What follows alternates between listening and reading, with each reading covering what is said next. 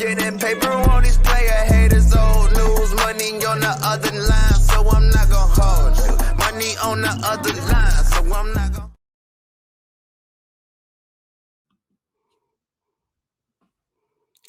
Ladies and gentlemen, welcome back to yet another edition of I'm Not Gonna Hold You. I am your host, Scott. You know to follow me on Twitter and Instagram at BarberChairScott.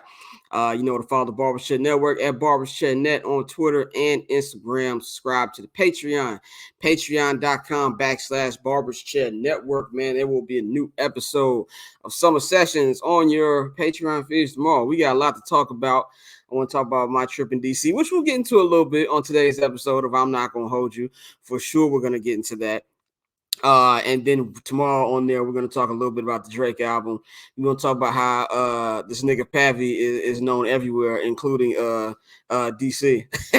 So he will talk about that on the show tomorrow, man. But just in about 5 minutes, I will be joined by J.R. Bang and the homie Mariano. Of course, if y'all watch anything on this great network, y'all know about Mari, man, co-host of the Shot Clock Show, man. He's going to be doing a lot of stuff for us this NBA season, man. But no Dante today. Dante is covering on site, on field for us for not just MLBBro.com, but also the Barbershop Network. He will be covering game 2 of the NLDS between the Atlanta Braves and the Philadelphia Phillies, which should be coming on in about an hour. So he will be doing that. Courtney can't join us today. She got some other obligations to take care of. And Mikey is in Florida, and his power got knocked out, which is even more evidence that you should not move to fucking Florida. So Mikey won't be joining us this week, but Mikey will be back. The whole crew will be back on Friday. We got a special guest on Friday, too. So look forward to that, man. So I'm going to start this off with my sound off, since we're not really going to talk too much baseball today because of our main baseball guys are not here today. I just want to give a couple of my thoughts on the first week of play. First thing I got to say is, man, we need to stop bitching about bye weeks for these 100-win teams. That type of stuff has got to stop.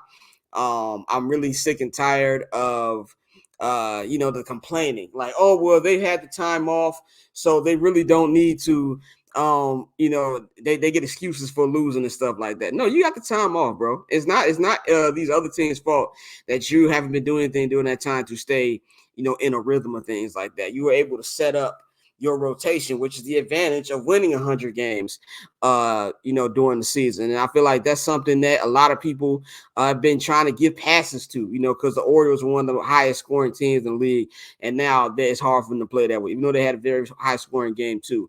Or if you look more specifically at what happened with the Atlanta Braves, they haven't looked that offensively inept all damn season. The Dodgers are a team that, that's just how these niggas get down every offseason. So I just kind of feel like enough of the complaining about bye weeks and things like that. Just play better. It's just that damn simple. Play better. And as far as what we see on the field, what I've seen from this postseason just one weekend is what I've always said. There's a whole bunch of unpredictable shit. The first round, I know a lot of people don't like the wild card round. They rather see the wild card game. I have no problem with the wild card game. I thought the wild card game was fun. But I also feel like if you play 162 games, you deserve more than one chance to advance to the next round. So I have no problem with the wild card round. All these series were in sweeps, didn't go anything past further than 2 games.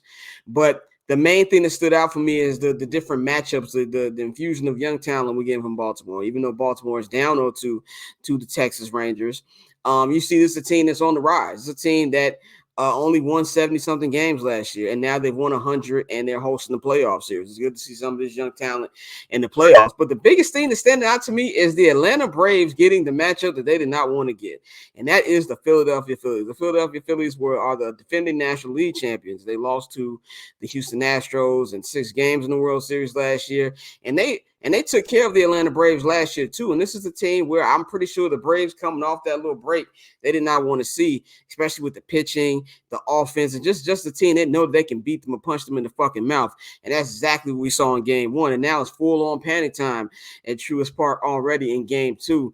And I just got to give credit to Bryce Harper. I myself was a known Bryce Harper hater, and not for no particular reason. No particular reason why I actually hated Bryce Harper. I was just hating. And then I think that really a lot of it was out of anger because the White Sox didn't sign him 4 years ago. But this dude is a straight up star. He's a playoff performer. He's damn near the baseball LeBron as far as all the hype he had coming into this league 13, 14 years ago. And honestly, he surpassed it. I know it hurt him a lot when he left Washington and they won the World Series the year after he left. But the way he's been a force for this Philadelphia Phillies team, lead them to the World Series last year, and it's the things he's done in the playoffs, in the first round series against the Marlins, in the first game against the Braves. He is the playoff performer, and I really feel like this team has no fear. They know what it takes now to get to the World Series, and I feel like this is a game right now Atlanta has to win. And honestly, I feel Atlanta has to win convincingly today, because if not, then you're really saying, oh, we barely beat these dudes, and now we got to go to Philadelphia for 2 games. So that's the thing that's really stood out to me. And as far as the Los Angeles Dodgers, the Dodgers are something that, to me, the Dodgers is what they do. As far as in the 10 years I've been in Los Angeles, this is just what these motherfuckers do. Clayton Kershaw, as great as he is in the regular season, this dude stinks come playoff time. I feel like Dave Roberts left them in there because of respect. As soon as it got 3-0, you should have yanked them. Now, the Dodgers are in a fucked up position more than usual because they have no pitching right now. Walker Buehler is going to be out. He's been out for a long period of time. He's going to miss the rest of the season. You got Julio Urias, who likes to beat up women more than he actually likes to play, and that's some type of stuff that you can't tolerate. And he's not going to be pitching. So they really down to they had no choice but to go with Clayton Kershaw. But once you get down 3 runs, you got to yank him. Fuck what he does in the regular season. Fuck how many Cy Youngs he got. You got to pull that dude, man. So it's danger zone for both of those teams. And I'm really interested to see how that's going to play out, man. And much respect to the Arizona Diamondbacks, man. They've been coming into this with absolutely no fear whatsoever, punching the Dodgers in the mouth. And I don't think they're going to back down tonight in Game 2 in Dodger Stadium either. And I know we was here last week.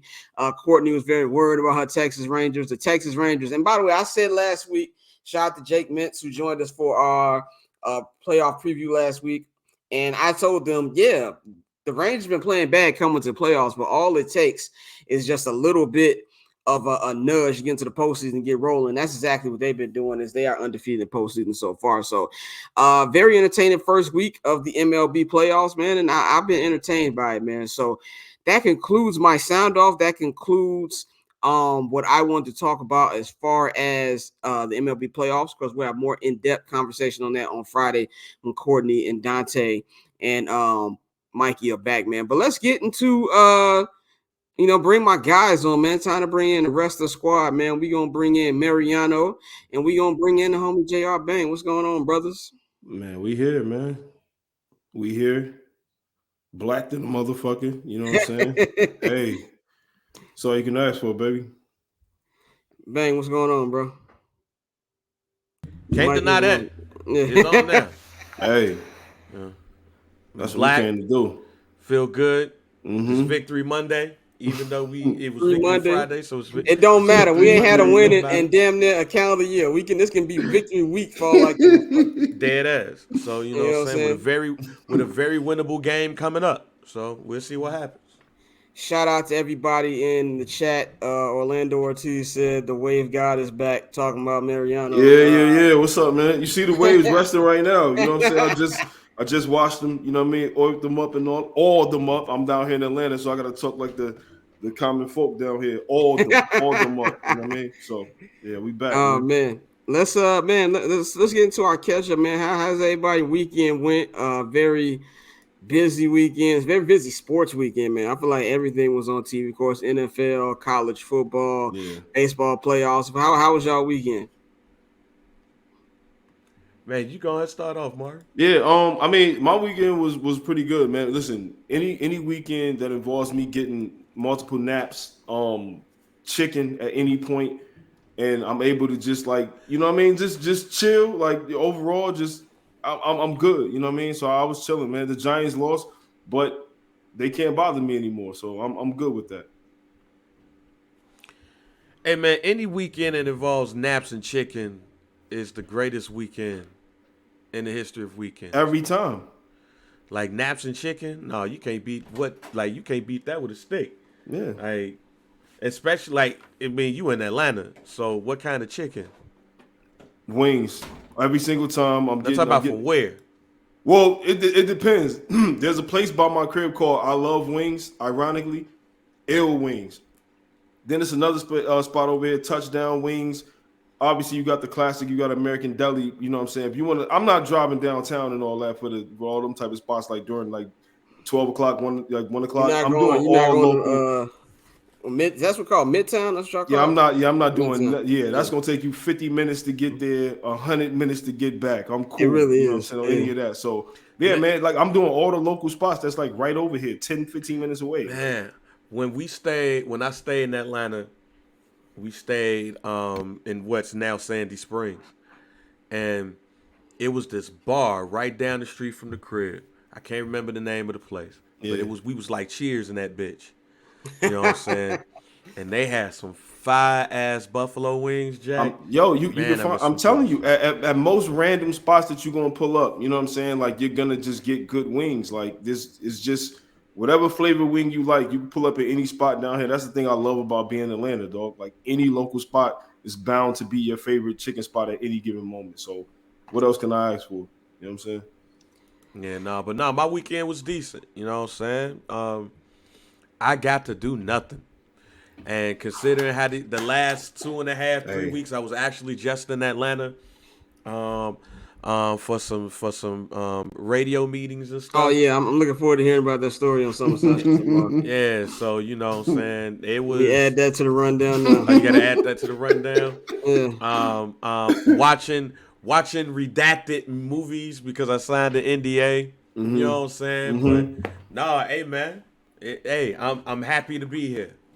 The highlight of that weekend is getting to do nothing because that's important. As we get older and busier and shit like that, doing nothing is very key. So, hats off to you, my brother. I'm happy for you. Yeah, I was able to do nothing this weekend too, which I enjoy. I haven't been able to do nothing for a weekend in for like 2 months now. So it was good to just chill. I was telling Mariano before we got on here about like my jet lag. I hit 3 different time zones in like 48 hours. Like so, Wednesday, it was like hectic. Tuesday, I was at Hallis Hall. Because they moved up the schedule because it was a Thursday night football game. Wednesday, I had my flight to DC. So that's Central Time to Eastern Time. So I got to DC probably around 7:30, some shit like that. And like my flight got delayed. For like 30, 40 minutes because of some paperwork. Like some paperwork. In DC?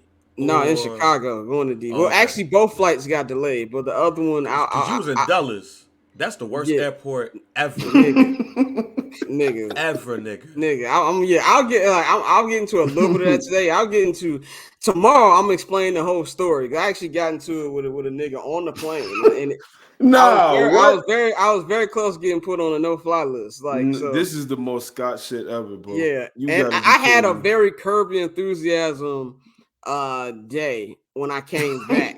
Because when I landed in LA too, and I'll tell this story on here too, but so when I landed in LA, so there's this LA exit lot. For anybody who's flown into Los Angeles the last 3 or 4 years, you know what I'm saying? You've noticed that there is a lot because because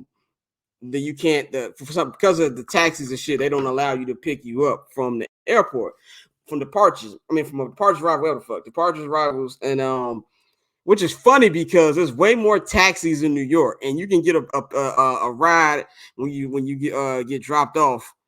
You know, okay, I'm confused myself. Which when you get dropped, is that departures or arrivals? I'm throwing myself off. Like when you land personally.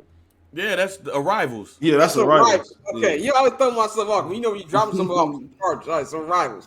So when you get in arrivals, like in New York, you can still get an Uber in arrivals. Whether you're at JFK or LaGuardia, it doesn't matter. But for some fucking reason in LA, they can't. So they sent you some shitty ass lot called LA Exit, and it's a long ass walk, and the fucking Uber is like $20 more than would it be. So me, being a Chicago nigga, I found a hack about 4 years ago. So what I do, I act like I'm a tourist, and I take a fucking shuttle from from the arrivals to the hotel. And when I get to a hotel, I just call my Uber from the hotel. Uber about $14, $15. I go to fuck home. And 9 times out of 10, it's the Marriott LAX. They got a bar, they got a restaurant in that motherfucker. I might give me a steak, give me a whiskey, I eat, chill, and go yeah, fuck you home. good money. Yeah, you done figured it out, boy. I've been doing this for 4 years, right? So I either go to the Marriott or the Westin because those are the one closest to my apartment.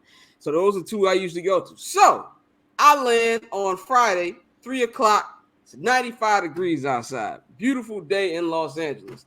And so I wait for about 5 minutes. The Westin a shuttle pulls up. So I get on the Westin, and it's me and some other white lady. And the dude who's the driver gotta be like Jamaican or some shit. Jamaican, African, or whatever. And so we get to the Westin, and you know how usually you tip the guy. I didn't have any cash on me. So I didn't have any fucking cash on me. So it wasn't like I wasn't trying to tip old boy. I just didn't have no cash on me. And I said, my bad, dog. I ain't got no cash on me. And I walked off, went into the Westin. I called my goddamn Uber. So I called the Uber pulled up in like 5 minutes. So I'm going to put my bag in the Uber. The African nigga, he comes. He's like, oh, no, you got to pay $25. I'm like, $25? He was like, I'm like, the fuck you talking about $25? He's like, well, yeah, that's the shuttle fee. I'm like, nigga, there's no shuttle fee. Like, it says free shuttle on the sign and on the shuttle. I was like, well, you said, well, you supposed to give me the money. I'm like, I told you, I don't have cash on me. So it's not my fault that I don't have cash on you, bro. I'm not doing it to fuck you or anything like that. I legitimately do not have cash on me, so I don't know what you're going to do. So this nigga going to tell my Uber driver, oh, well, he going to have to go there and talk to somebody. I was like, I ain't got to do shit. He's like, well, I'm going to block off the car. I'm like, nigga, I wish you would. So I put the bag in the Uber, in the Uber, and I told him, get the fuck out of my way. And so he tried to block the door. And I was like, dude, I will beat your fucking ass if you don't get out the way of the fucking door. So he's just like got startled. And so my Uber driver don't know what the fuck is going on. He's just sitting there like, yo, what the fuck is going on? So I get in the car. This nigga grabbed the Uber door. So I slammed the Uber door. I was like, I will break your fucking hand. Keep playing with me. And so he moved his hand, and I told Uber driver drive. And so the Uber driver's like, what happened? I'm like, he just mad because I ain't getting no tips. He's trying to force me to give him a tip. I'm like, get the fuck out of my face. This is real Larry David so far. Yeah, I was like, and I was just, and this is like the whole time. This is like the whole day. So like when I was getting on my flight, and what's the name of the airport? Ain't Dulles. That's the name of the airport. Dulles, yep. Dulles, which is in fucking Virginia, by the way. Yes. Like deep in Virginia, by the way. This was an hour deep as fuck. I'm in Virginia. It took me an hour and a half. Y'all get a little bit of summer session on here, so you're welcome. I got an hour and a half from my damn Uber. I mean, not from my damn hotel. Shout out to Pad for renting a car, because if I had to pay an Uber for that, I'd have been mad as hell. But it was an hour and a half drive from where I was at in Maryland to Virginia. So I get there like 2 hours early, which is way earlier than I get to the airport. So I'm drinking. It's like 10 a.m. in the morning. I'm like, man, this is a 6-hour flight. I need to calm my nerves. So I get on the flight, and I have an exit row seat, which I didn't expect to have an exit row seat. But I'm like, whatever, we here now. So this fucking asshole sitting next to me, he's going to tell me to try to move my leg. I'm like, bro, it's 2 of us here in this little ass space, and you tell me to move my foot. I'm going to be over here leaning and shit. So there's nowhere for me to do. So this nigga going to point to this is the line. I was like, dude, I am not a child. If you don't move your fucking hand, like, we going to have some problems. And so then the flight attendant goes, do we have an issue? I'm like, look, I'm not trying to go no fly zone, nothing like that. I was trying to get to my place, and this fucking asshole right here. And she's like, well, there's no need to call names. Let's be civil. I'm like, he called me a dick before we started. What are you talking about? So I was just like, yo, is there any way I can get a new seat? So he's being one of them extra white people, and he's just like, oh, I can't sit here, da-da-da-da. So the flight's delayed because this motherfucker don't want to sit down. So they finally find him a new seat. No, they tried to find him a new seat. He couldn't find one because there was one in the back that was even smaller than this. So they're getting ready to bring him back in. I was like, you say you had another one in the back? They was like, yeah, but it's real small. It's window seat. I was like, I don't give a fuck where it's at. I'll sit there. I'm going to beat his ass if I sit on this damn plane. And so it's like, sir, we just need you to calm down. I'll take you to the seat. So I went to the seat, and then there's another dude back there who got the middle row. This nigga all of a sudden act like he can't sit there. So they moved this nigga too. So now it's me. I hate window seats. Me, window seat, and some Asian lady who can't speak English.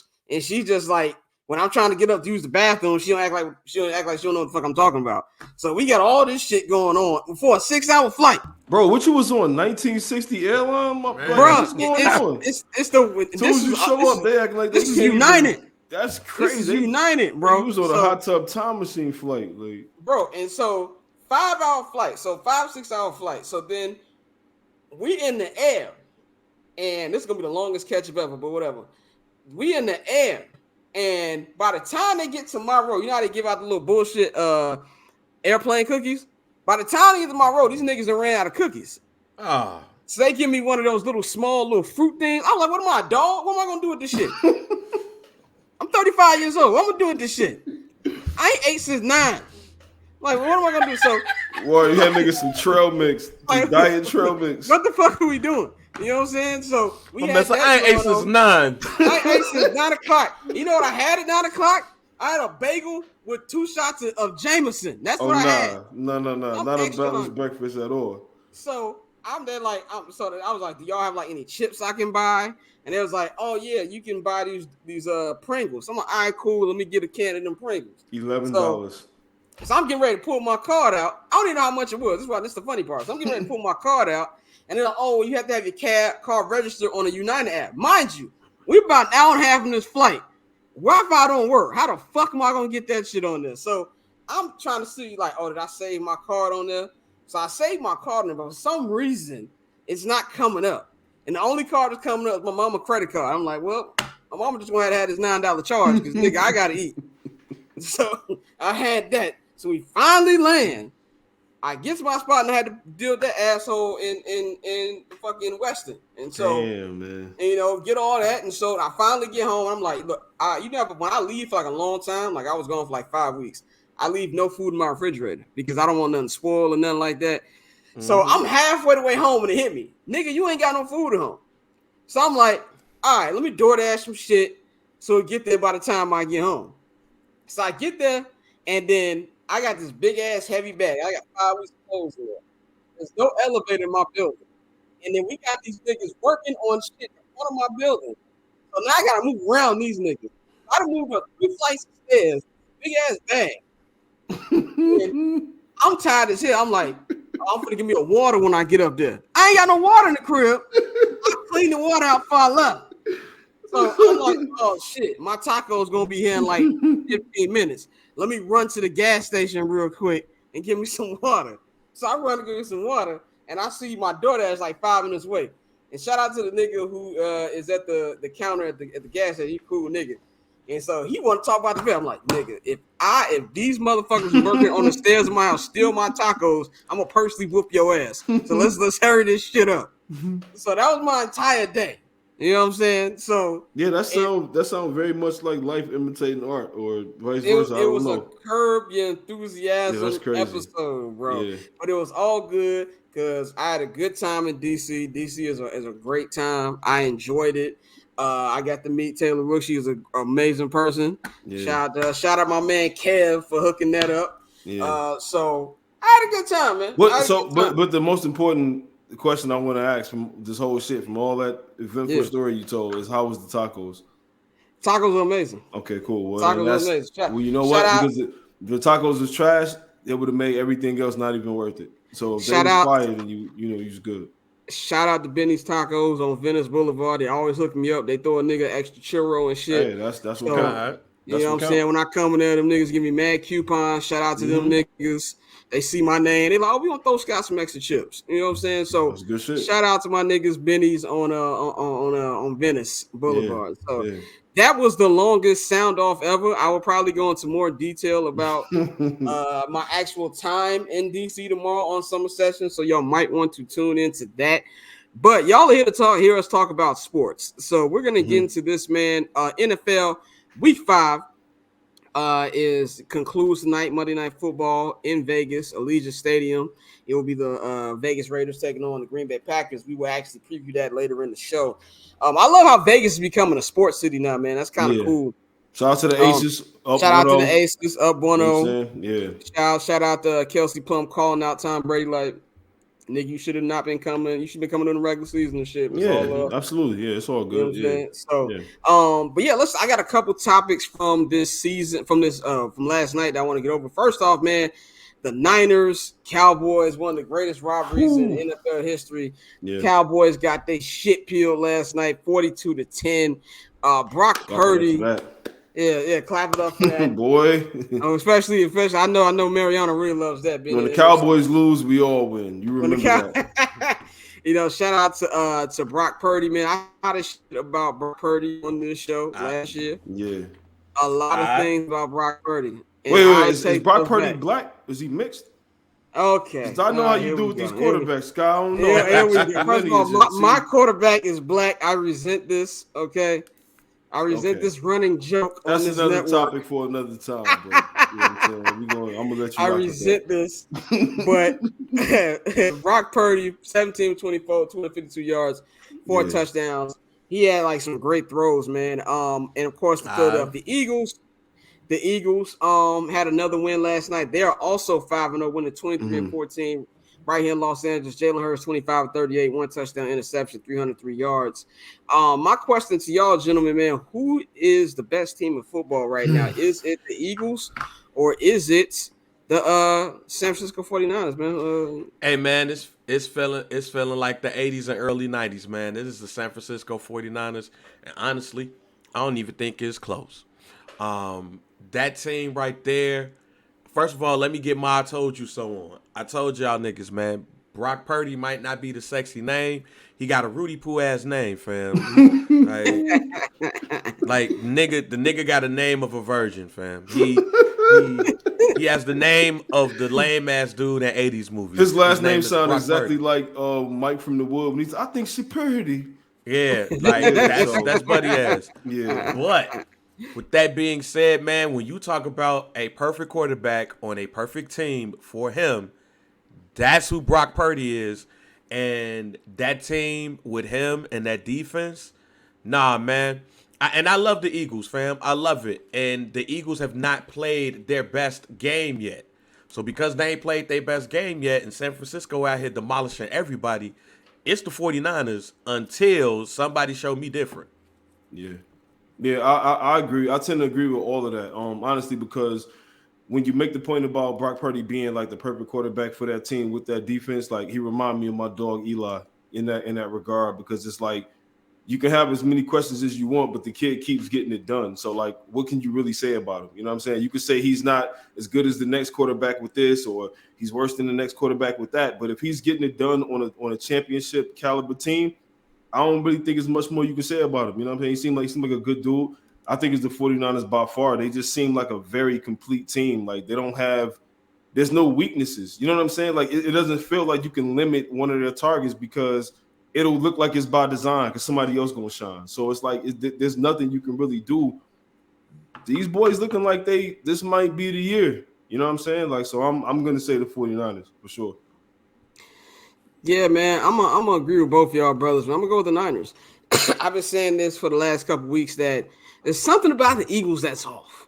And, you know, I know what it is, and I really think we need a sarcasm font on Twitter because I said this. I was like, "There's something wrong with the Eagles," and some motherfucker was like, "Well, they lost both what's called coordinators." Like, no shit. Like that's what I was alluding to. So definitely, you're gonna see that.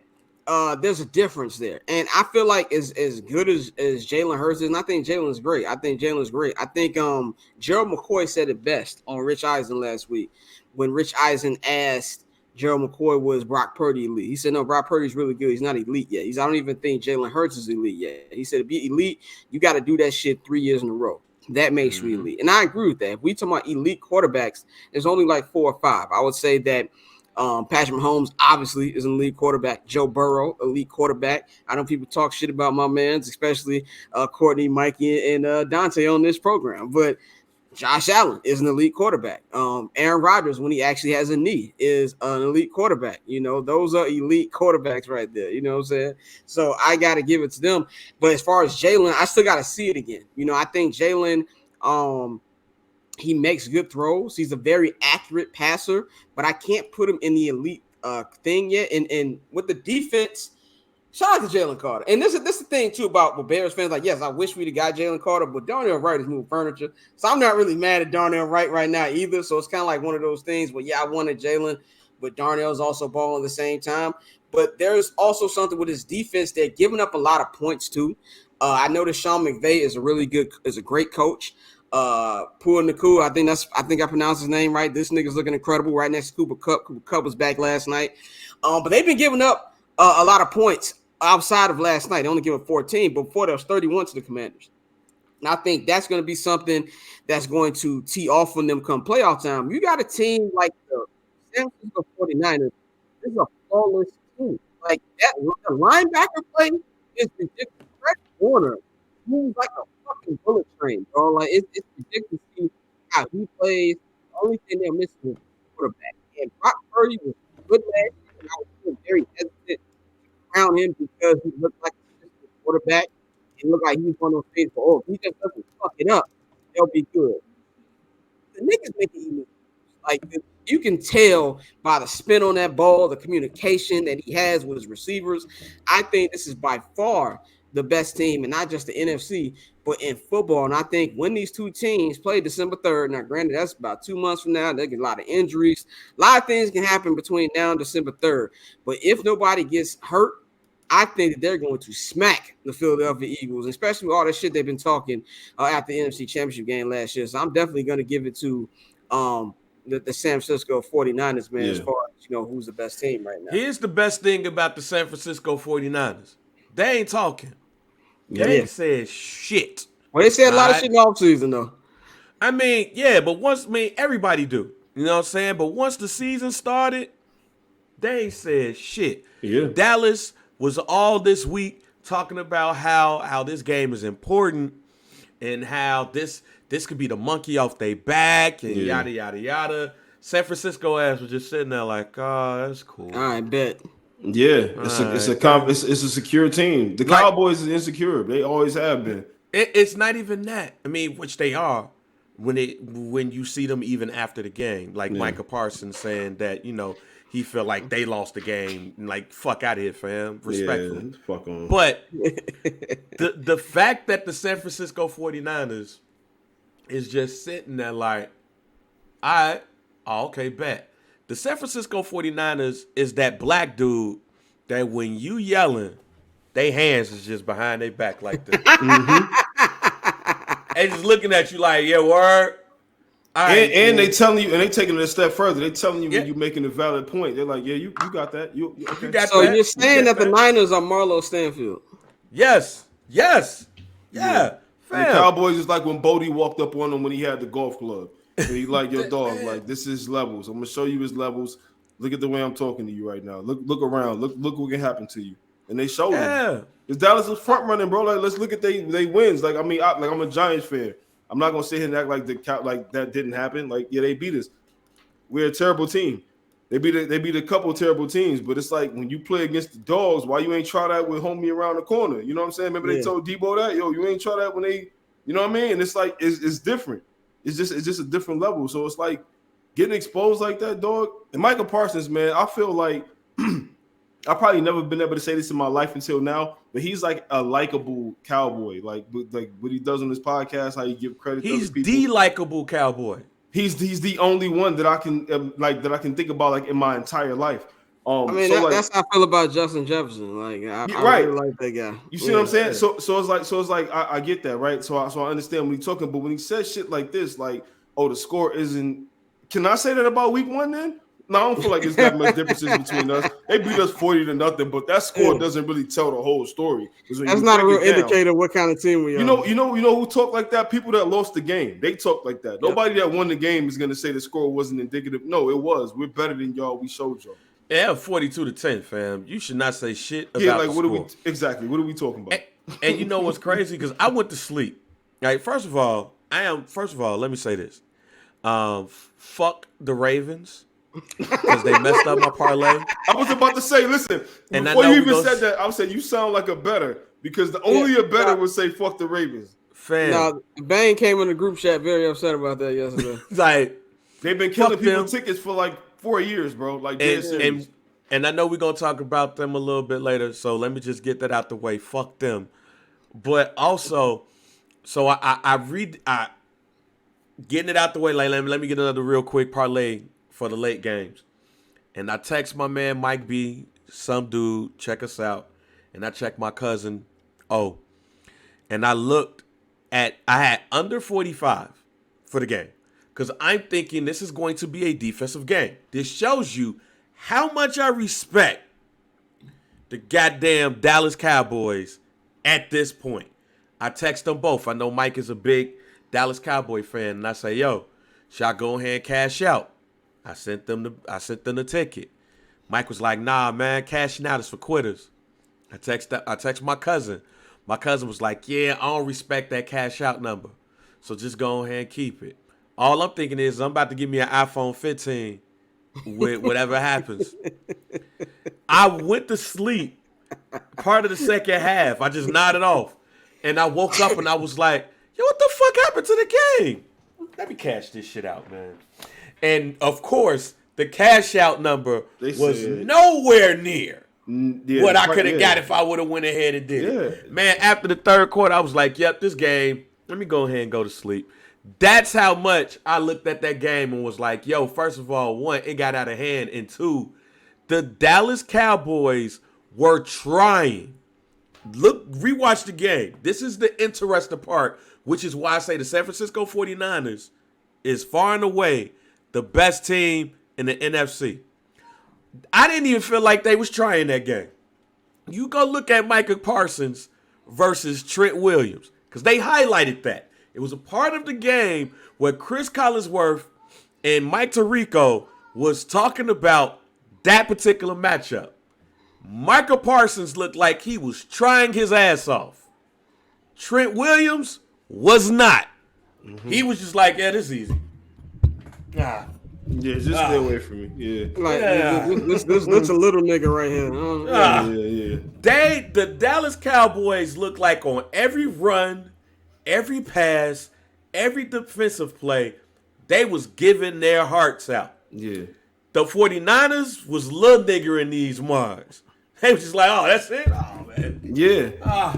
And that type of shit look good against bad teams. That's why Dallas is always that front running ass team, because when they go out there and poke their chests out and do their best and they on it, they'll destroy teams that's not on their level. But when they play a team that's actually on their level one, but then a step further is a team that's better than them, it shows you just how far away they are. So, like, yeah, the teams at the bottom might be far away from you, but look how far you are from being a contender.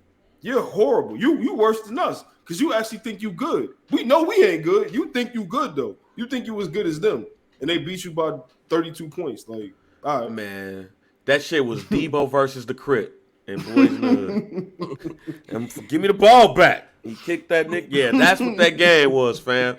That was the equivalent. Give my brother his ball back. Yeah, I mean, the Niners, man. I feel like that's like a perfect segue to the next like point about the fucking Cowboys, man. After a while, it's like, what's that old country song? You gotta know when to hold them, you gotta know when to fold them. I don't know who the fuck made that shit. You gotta know when to walk away. Like, bro, like this nigga Dakota has been quarterback since 2016. So we are about 2.5 months away from 2024. Rain Dakota at that. He ain't got it. He ain't got it. It's over. Like, they're not going to be bad enough to get into the Caleb Williams, Drake May, maybe even Shador Sanders type of sweepstakes that's going to be happening. But them niggas got to move on. Like, Dak is not the one. Is he the main reason why they're losing these games? No. Mike McCarthy is a god-awful play caller. It's like sometimes they forget the CeeDee Lamb exists. So there's other things that go with this. But the nigga stinks.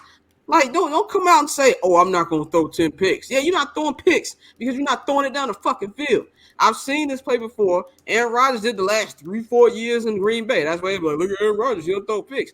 Yeah, you ain't throwing picks. You don't throw it out of bounds all the damn time. So, to me, the thing about the Cowboys, like you were saying, Mariano, is like these niggas are front runners, bro. Like, and they are the ultimate front runners. Why everybody likes laughing at their ass because they got this loud-ass fucking fan base. And honestly, I would say, like, there's two fan bases who are stuck in the 90s. It's the Cowboys and the Bulls. The only difference is Bulls fans aren't loud. I think Bulls fans are very aware of what our team's current situation Yeah. is and has been since old Marjorie and I left the building 25 years ago. Yeah. Cowboy fans still think that they are must-see television. Look no further than Steven Jackson saying, y'all all hating on the Cowboys and, we still on TV every week, so deal with it. And it's like, bro, do you realize that you're part of the problem? Because you're supporting this product that's like just good enough to be better than like the average, but you're not good enough to actually get taken serious at the dance. So it's like, like what are you really? You're actually in football hell. You're in football hell because you're way too good to get a high draft pick. You know what I'm saying? But you're way too trashed up to compete for it. So you just treading water, but it's like sewage water. You know what I mean? That somebody just shit in, like just now. The Dallas Cowboys are on TV every week, and so is Notre Dame. Right. Shit. What Michael Wilbon say, my nigga, I'm glad you said that. It's the same That's shit, not my the G. flex you think it is, bro. Yeah. Like, Look, and here's the thing. Teams like the Cowboys, organizations like them, Notre Dame, and all of that stuff. And I know I know Jerry Jones don't want to be old as hell and not get him another ring. I know that. Here's the problem, though, fam. It's not even necessarily Jerry Jones I blame. It's the players. Because it's like when you get into the club, the good club for the first time. Like, I've been going to this ragtag club all my life, and now all of a sudden I'm up in here with all of the bad bitches. You realize you up in here with all of the bad bitches, and you forget about everything else in the club. That's the Dallas Cowboys, fam. So you saying it's like when a nigga go to Venice beach bars, and now all of a sudden this nigga's at Delilah, and he's like, oh, nigga, Yep. hoes up in here. Yeah, so now you just excited to be there, fam. And the thing about it is, as far as the Dallas Cowboys is concerned, fam, is that team that won because they were so huff when they got bought by Jerry Jones, and they were so huffed that first year with like Jerry Jones, and he got all of them young cats. It was the hunger to win. When you are the Dallas Cowboys, when you are the most profitable franchise in sports, what's the drive to win when you get there? What's the drive to win? You look, Dakota Prescott, Dakota Prescott. He gonna be in all of the commercials. He gonna be on the front page of every newspaper and all of that. But do he got the talent to exceed all of that, fam? No, you need dogs at the end of the day. Emmitt Smith ain't walking through that. Michael Irvin ain't walking through that. Deion Sanders, Larry Allen, Mark Stepnoski, fam, Eric Williams, them was dogs. Kim Norton, you know what I'm saying? Darren Woodson, all of them was dogs, fam. And they knew. Even then, the Dallas Cowboys is still one of the most popular franchises, and we in Dallas getting all of the pussy, doing all of the cocaine, doing all of that stuff. And they knew in order to keep the lights on and keep the cocaine on my table, we got to win, fam. We got to win. Now, we ain't there, fam. You going to be on the front page or whatever just because. That's why I said the only dog on that team to me is Micah Parsons. Because Buddy came from Penn State, where he had to deal with Michigan and Ohio State. Yeah. And in some cases, Michigan State getting more love for him. He got the dog in him. And the reason why he said that, because he truly feel like, yo, we better than these niggas. Exactly. But the reason why he feel that way, because he know he the dog. But he ain't got no dogs over there like that. He's speaking for himself, like on behalf of the team, trying to make that their identity. But the thing about, like you said about those old Cowboys teams, Michael Irvin was so great. He said, I don't even want y'all to retire 88. I want y'all to keep giving 88 out, because every time y'all see 88, y'all gonna always talk about me and talk about how great I was. Y'all gonna always talk about playmaking when you see 88. That's how great he was, dog. Nah, keep trotting that number out there on the field, because I'm part of that era. I'm from that era. I don't want y'all to retire my number. I'm not scared of nobody surpassing that type of shit. Like, they know what's going on over there. Y'all gonna always be just good enough. And these sports shows need something to talk about in the morning, and they know y'all gonna lace up y'all Flint Air Jordan 13s with the jean shorts with the Cowboys jersey. They know y'all gonna tune in and they're gonna listen to the Cowboys segment, so they're gonna play it. It makes sense for business. I get it 100%. So when it's a new Cowboys segment on my TV and they trash, I understand why. But those fans that's buying into it is part of the problem, and they're getting exactly what they deserve. To be honest, that's what they deserve. They don't deserve They don't deserve a team that's bad enough to get a top pick. They deserve a team that's good enough to win it every single year by, the media standpoint, whatever, and then never win anything. That's exactly what they deserve, and I'm happy every single season that people say they're going to the Super Bowl because I know they aren't. I will say this, and this is very harsh for me to say, considering how I feel about this certain quarterback. I've been calling him trash since he was drafted. But they might have to just cut bait with Dakota this year and see what you got in Trey Lance. Like I said, I might be able to outthrow Trey Lance, but we all know that Cooper Rush is just going to be a backup, and I feel like at this point, or trade for somebody. Who are you gonna trade for? I have no fucking idea. Like Kirk Cousins is a more flashy Dak Prescott. Like he's like, he's Dak Prescott plus. That's what Kirk Cousins is. Like he'll give you the numbers that Dak doesn't have, but he also has the back-breaking interceptions. So that's not gonna get you over. The worst place to be, and not just the NFL, but in sports, is the fucking middle. Yeah. You either want to be really, really fucking good, competing for championships, or you ass, my nigga. But see, Scott, and this is not just for the Dallas Cowboys. This is for sports in general. This is for the NFL especially, right? Who's on the Dallas Cowboys on offense, since offense runs the league now? So as much as I love Micah Parsons and believe that he's top 5 NFL player, you go on all of these shows and these talking heads say he can't even get MVP because he's a defensive lineman. Yeah. So I say that to say this. Who's on the Dallas Cowboys to where you can trust them to take over a game? Only him. Ain't one. Yeah, it's only him. On the offensive side. On the offensive side, no. There's a lot of niggas, there's a lot of people in the NFL, right, that's just good. And they go to these teams, and like Scott said, that they're not bad enough to they suck, but they're not good enough to get you over the hump. I think CeeDee Lamb is a decent player. I can't trust CeeDee Lamb. I can't look at CeeDee Lamb if CeeDee Lamb look at me and be like, nah, look, just give me the rock. I got you. CeeDee is no DJ Moore, I'm afraid. Yeah, no, he's not that. Like, fam, you could trust Jay Novacek ass to be like, yo, give me the rock. Ooh, I nigga, got this, my nigga. Yeah. You could look at Moose Johnston and be like, yo, I got your block, fam.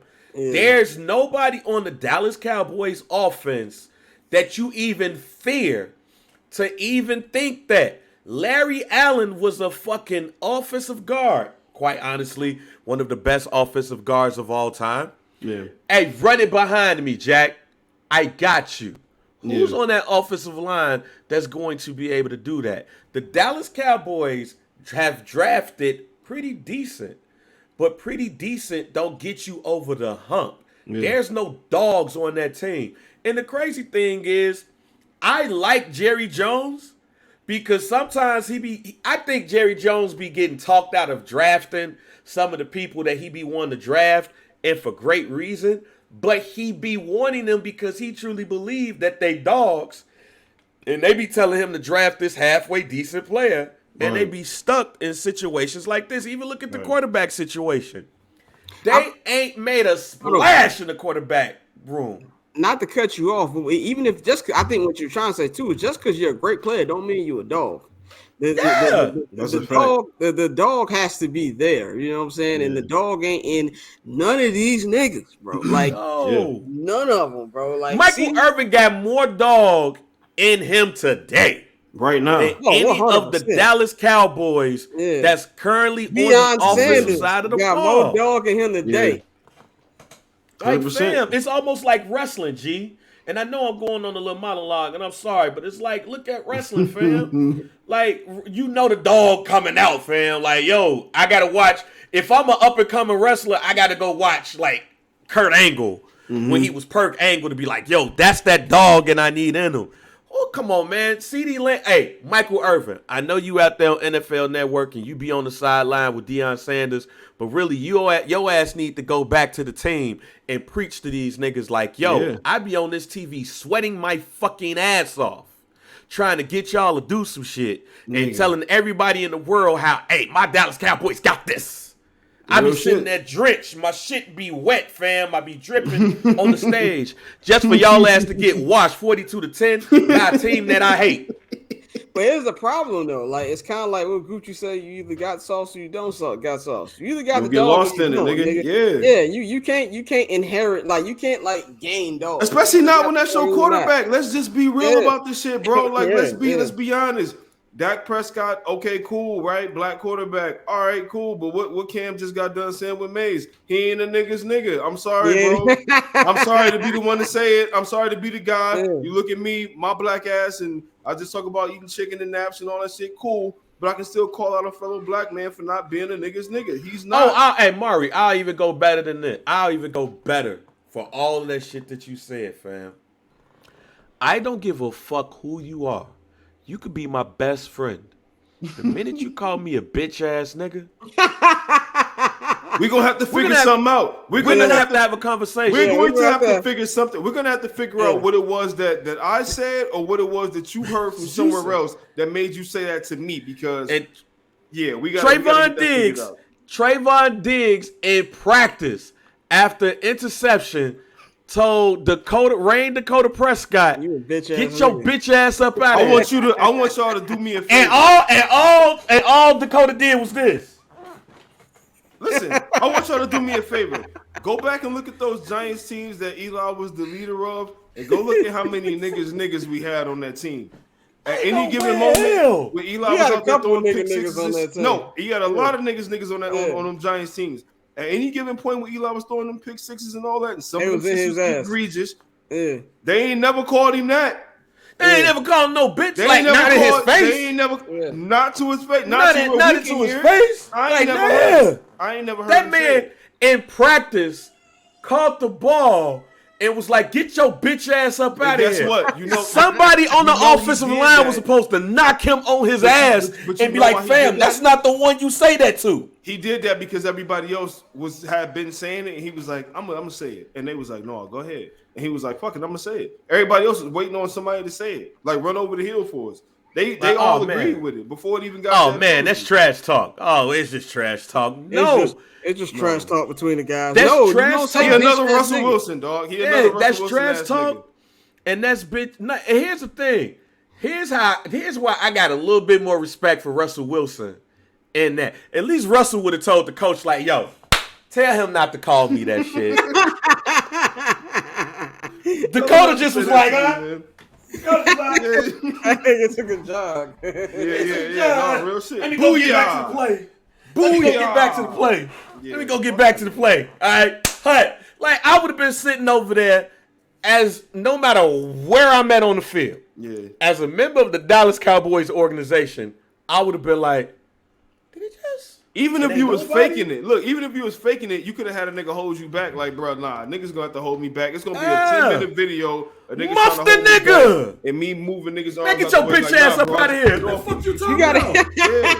You got at least aggressive. I'm gonna fight a nigga that ain't had nothing to do with it. You remember Hold Martin, me back. Remember the episode of Martin when he was going back and forth with Pretty Ricky, what they called him? Pretty Ricky, and he what was they like, call him. he said, "Hey man, you laughing a little too hard back there, ain't you?" Martin even addressed him. You can't address a nigga that's calling you a bitch ass nigga like that. I'm not having it, bro. So If to Martin can me, address him, you can address him. So to me, that's a microcosm of the Dallas Cowboys as an organization. Yeah. They don't really respect Rain Dakota Prescott, my G. They don't. They know. And here's the They thing. saw the same video we saw. Even with the lack of talent, if the man showed he had heart, if the man showed he had a dog in him, they would not have called him that. Yeah. They know they got a so-fast nigga at quarterback. We ain't got no running back like Pollard, but he ain't it from an everyday down perspective. Our wide receivers are as decent to hella decent. We ain't heard shit from Brandon. What's my man name? Brandon Cooks. Yeah, Brandon Cooks. All year long. He was supposed to be the dude that stretched the right. He was supposed to be the dude that stretched the field. CeeDee Lamb ain't take over no damn game. He should remove the 88 from his chest. Yeah. Get 87 or get 8. Get another damn number. That's why Playmaker said, I don't want my number retired. I want y'all to keep thinking everybody is me. And I want y'all to, every time y'all run 88 out there, y'all say, hey, remember Michael Irvin? Remember that guy? You know what I'm saying? I'll say we gotta move on to the next one. We can be on here talking about the Cowboys all damn day. But I will say this: Jerry Jones gotta make a move. He gotta make a move quick because I still think they'll bounce back. They'll win 10 games. They'll be a little wild card. Yeah. But I'm gonna be real, they're gonna get snuffed out. And I never thought I'd ever say this in my entire life. We talking about the Eagles and the fucking Niners. Nigga, Lions and stuff, snuff them niggas out. Yeah, real shit. That's the point. Oh, perfect point. You think Dan Campbell gonna allow some nigga on the defense Hell no. to call Jared, tell No Jared way. Goff, get your bitch ass up out of here? Aiden That's a Hutchinson- practice bro. interception? Aiden Hutchinson can smell the bitch on Dakota Prescott all the way from Michigan. Okay, Absolutely. Man. Shout out to Hutch About too. it. Yeah, shout out to him because he's killing shit. You know what I'm saying? I'm mad that I yeah. got to do with that nigga for 10 years. Nah, shout out to that nigga, bro. He's Hey, he's did actually You see killing that shit. one hand pick From he Michigan? had? Yes. The nigga The went from Michigan Detroit- right to the Lions. I love it. Like as The a Detroit nigga, I love it. Lions. The Detroit Lions look like they will look beat good, your bro. ass in the fight. Bro, they look Yeah. good. Like, And- they got dogs on their team, bro. Yeah, they do. They got And- dogs. And as much as I have never been a Jared Goff fan, for Jared Goff to get sent to the worst team in the league And to have them looking like contenders, and to have them looking like that, that's legacy. because changing, he's bro. supposed to be Jared Huff. Like, honestly, when you think about Jared Goff should not be in the NFL right now. He should be Carson Wentz. He literally should be Carson Wentz the way they just threw him over to Detroit and they got their ring. All right, they got everything they wanted, but they threw his ass over to Detroit. Everybody and their mama was like, yo, they got Jared Goff. Them niggas gonna be Huff. Even when they drafted Hendon Hooker, the first thought was, hey, man, Hendon Hooker get healthy. He can replace Jared Goff. Jared Goff is probably, I will say this again, somebody tried to say I was wrong a couple of weeks ago. Jared Goff is playing like a top 5 quarterback in the NFC. I hate David Montgomery ass because he left us. This motherfucker's out here looking like a Pro Bowl running back right now. Yeah. And we ain't even talked about the right St. Brown because he was out. Right, and it didn't matter. No, that's It real didn't matter. shit. Granted, they That's real played shit. the fucking worst team in football, but it didn't matter. Yeah, it's And not. It Shout out don't to Jared matter. Goff. You make them look like the worst team in football. And this is my final point on the Cowboys when we talk about the Lions. The Lions are the ultimate party pooper here. We just talked about who the best team in the NFL. Everybody wants this Eagles, Niners, NFC Championship game rematch. If there's any team in the NFC who can ruin that, it is the Detroit Lions. You got a coach, I call him Man Campbell. That when you look up football, you see a picture of this nigga. Yeah. This nigga is a Nah, he real. football. He's a football savant. He's got that team believing. And I came in there this offseason hating because I thought the Bears would be better than they were. But this team is legit. I still think if they played Philly, if they played the Niners, I would still take Philly and I would still take the Niners.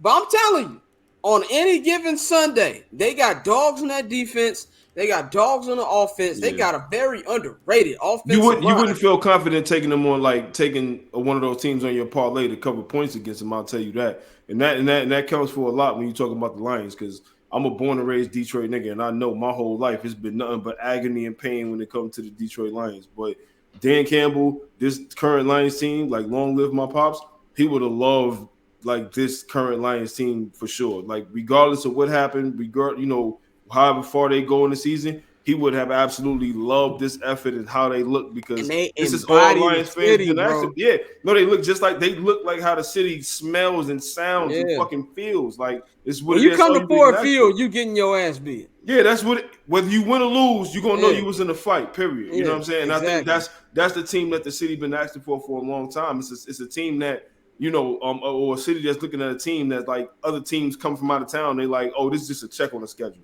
Like, nah, we ain't just no check on the schedule, bro. Whether you win or lose, you're gonna know you played the Lions this week. You know what I'm saying? So I definitely got shout out to the Lions for sure. They killing shit. Jared Goff, niggas thought Jared Goff was gonna look like how Daniel Jones is looking with the Giants. I'm gonna be 100 with you, and he's not. He's looking like a dude that is because of him that they're winning. 100%. Yeah. Shout out to him. Shout out to Jared Goff. Real shit. Like, who's that hella decent quarterback that was probably not top 5, but that hella decent quarterback that you hate going up against because it was like, yo, I might end up catching the L because this motherfucker might get hot. Matter of fact, I'm going to give y'all a quarterback, and it really depends on y'all niggas' ages because y'all niggas is younger than me.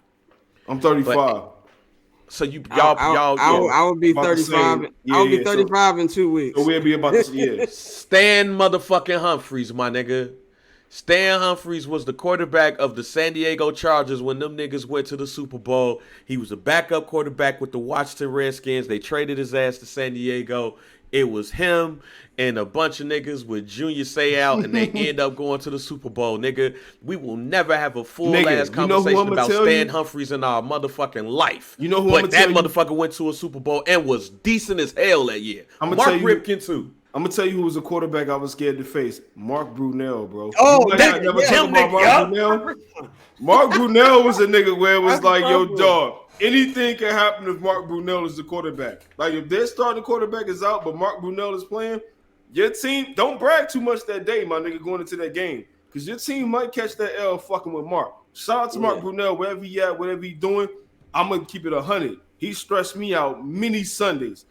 You know, playing against like real shit. Shout out to him, dog. Shout out to Mark Brunell. Yeah, another perfect example of a quarterback that probably wasn't top 5. But boy, you don't want to play. I bet you don't want to see Mark Brunell, nigga. That motherfucker, him and Keenan McCardell get hot. Boy, it's a long night. I bet you don't want to see Mark Brunell, nigga. Old school Jaguars shit. Yeah, y'all fine, man.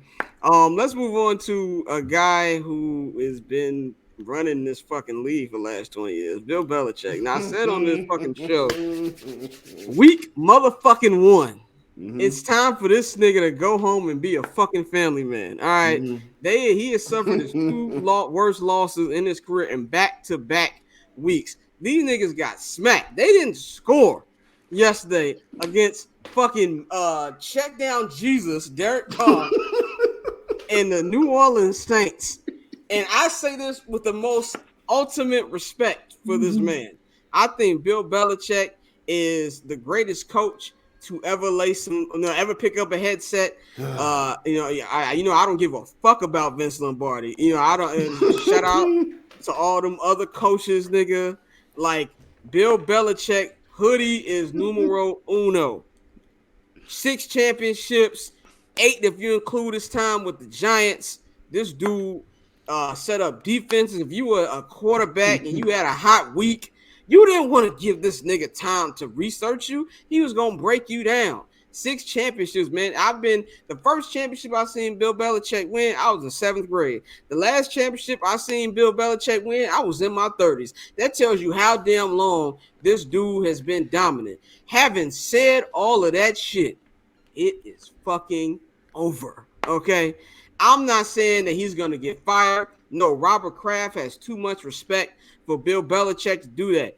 And remember, he's the GM and the coach. But there needs to be one of two statements on the behalf of the Kraft and Belichick family.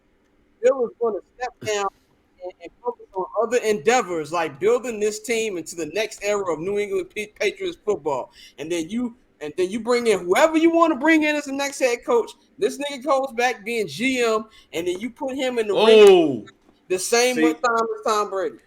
All right, Mari, let me cook real quick. You ain't even got to one shot this because I want to see Scott's face. Do you think? I don't think the problem is Bill Belichick the coach.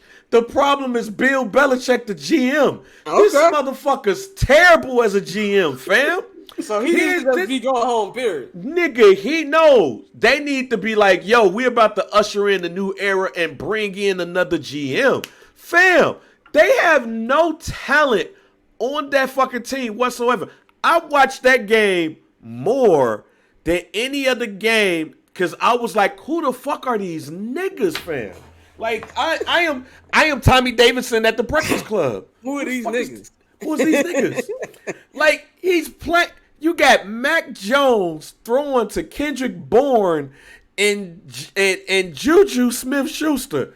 You got Ramon Stevenson as the fucking running back. Is ABC. You don't know anybody on this fucking offensive line. You can't name anybody on the defense now that Matt Judah Red Arms is gone, my nigga. They just traded for a nigga that used to be on the team because that nigga got put to pasture in fucking in the Chargers, fam. This nigga Bill Belichick is too smart for his own good because he feel like he could put anybody and plug them in. And that worked for a number of years. But now you have trash, my nigga. You can't plug any of these niggas in here. And you drafted them. I guarantee. And here's the fucked up thing. Oh, man. Mac Jones.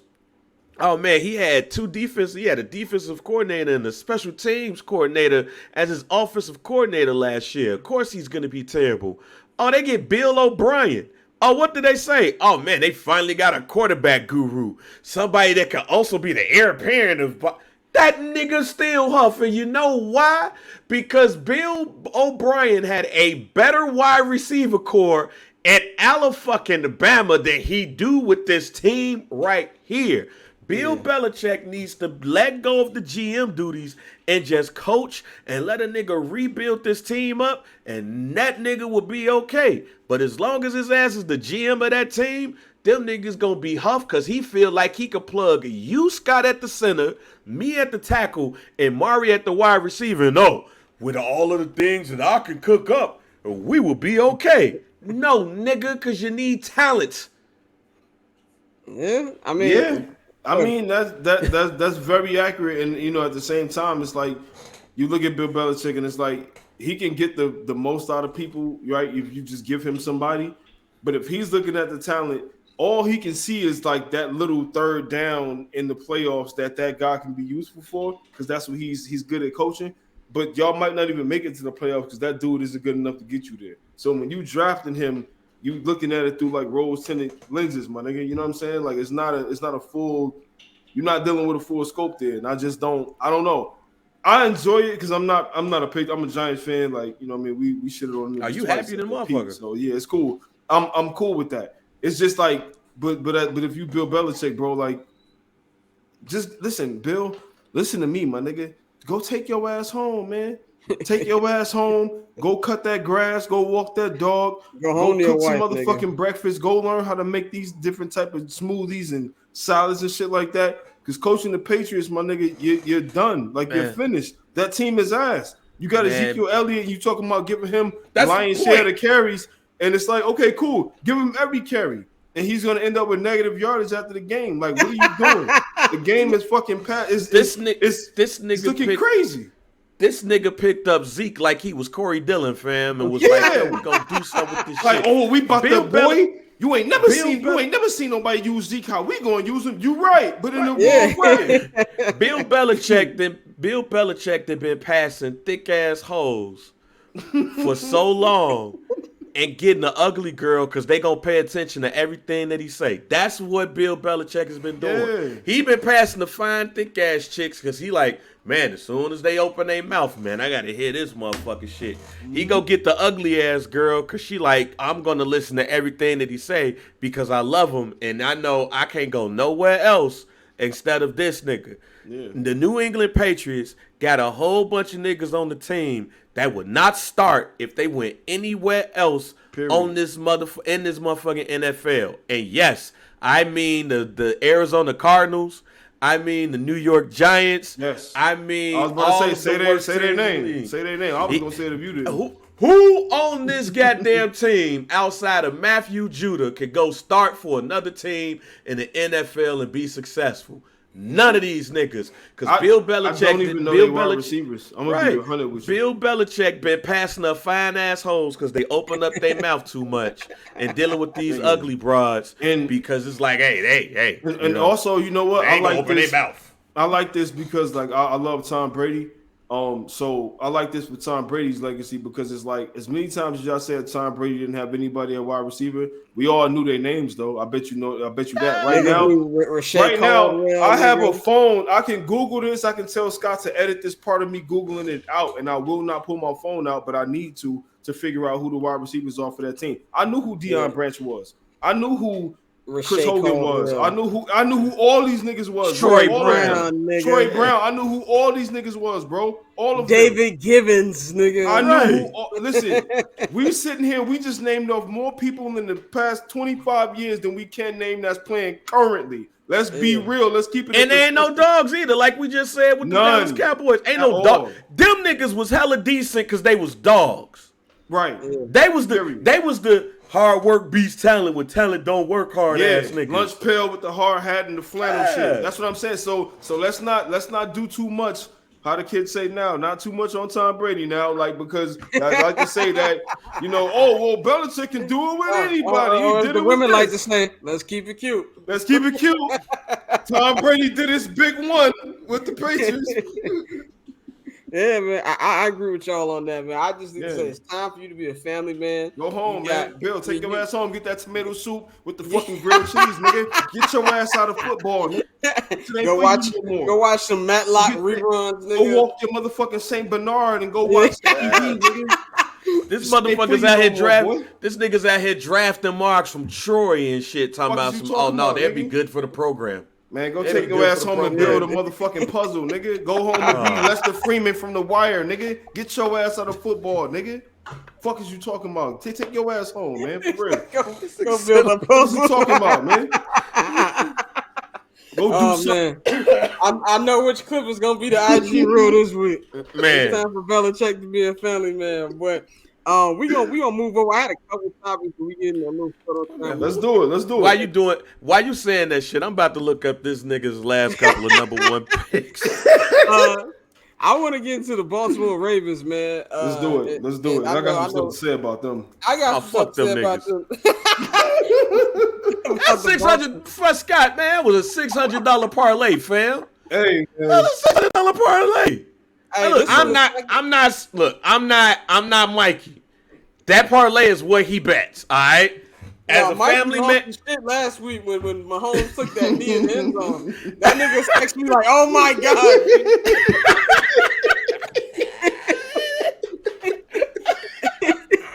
That nigga was distraught. Phil. All right. I just got before I even go look up these number one picks. I just got to say this. That shit hurt, Scott. That shit hurt. That's why I don't gamble, nigga. That shit hurt. Fam, he threw that pass to damn Odell Beckham. And my first thought was, why did you throw that to Odell now? All right? Yeah. If this was Odell 5 years ago? Yeah. 5 years ago, this nigga threw it, and Joey Porter not only basically took the ball from him, but told that nigga what we've been saying about Bill Belichick to his face. It's time to go be a family man. Be a family man. And guess what? Spending time with your kids sound way better than getting cooked by Joey Porter Jr., nigga. Yeah. And then did y'all hear the Randy call? Did y'all hear? Did y'all actually? So on the play that George Pickens got the touchdown, Kenny Pickett audibled by calling Randy. Basically, if you yell Randy, that means George Pickens, go, nigga. And that's what happened. And he basically got Marlon Humphrey's ass. And that cost me $617. Now, again, for some of y'all niggas, that's like, oh, that's chump change. For me, nigga, that's Pampers. All right? Yeah, nigga. That's Pampers and Sam's Club. Hey, nigga, snacks is not cheap, bro. And they not giving you that many chips in the bag. I got kids. I got 3 kids. Right, I got 3 boys. That is a trip to Sam's Club. I bought a fucking bagel this morning and some fucking Pepto Bismol. Nigga, that was damn near $30. Like the 617 ain't shit. Yeah. Like saying that ain't shit. It's a lot of money, nigga. Those Ravens wide receivers, bro. Like I tweeted this a little bit earlier. They out there playing like they trying to teach Lamar a lesson on some any given Sunday shit. Like he really beaming. And real quick, Scott. And real quick, y'all, before y'all get there, these are the last number one picks. Let's get to this. Nigga. The last nigga we even knew was Dante Hightower. Chandler Jones asked and went crazy too. In 2013, they have no pick. In 2014, they drafted Dominique Easley. In 2015, they drafted Malcolm Brown. 2016 and 2017, they had no pick. 2018, they drafted Sony Michel and Isaiah Wynn. Sony Michel is now a family man. Yeah. 2019, they drafted N'Keal Harry from, and he spent like 3 minutes with the Bears. In 2020, they had no pick. In 2021, they drafted Mac Jones. In 2022, they drafted Cole fucking Strange from Chattanooga with the number one, with their 29th pick. And they drafted Christian Gonzalez, who's a decent ass corner for Oregon, but he fucked up his shoulder. He got hurt. Nigga, that nigga can't be the GM of shit no more. Yeah. I only knew two of those names. And the second name I knew wasn't the first pick. So yeah, that's kind of tough. But yeah, man, it is what it is with these niggas, man. You know what I'm saying? Like, fuck it, bro. I thought that was my alarm, but I was like, oh, that's mine.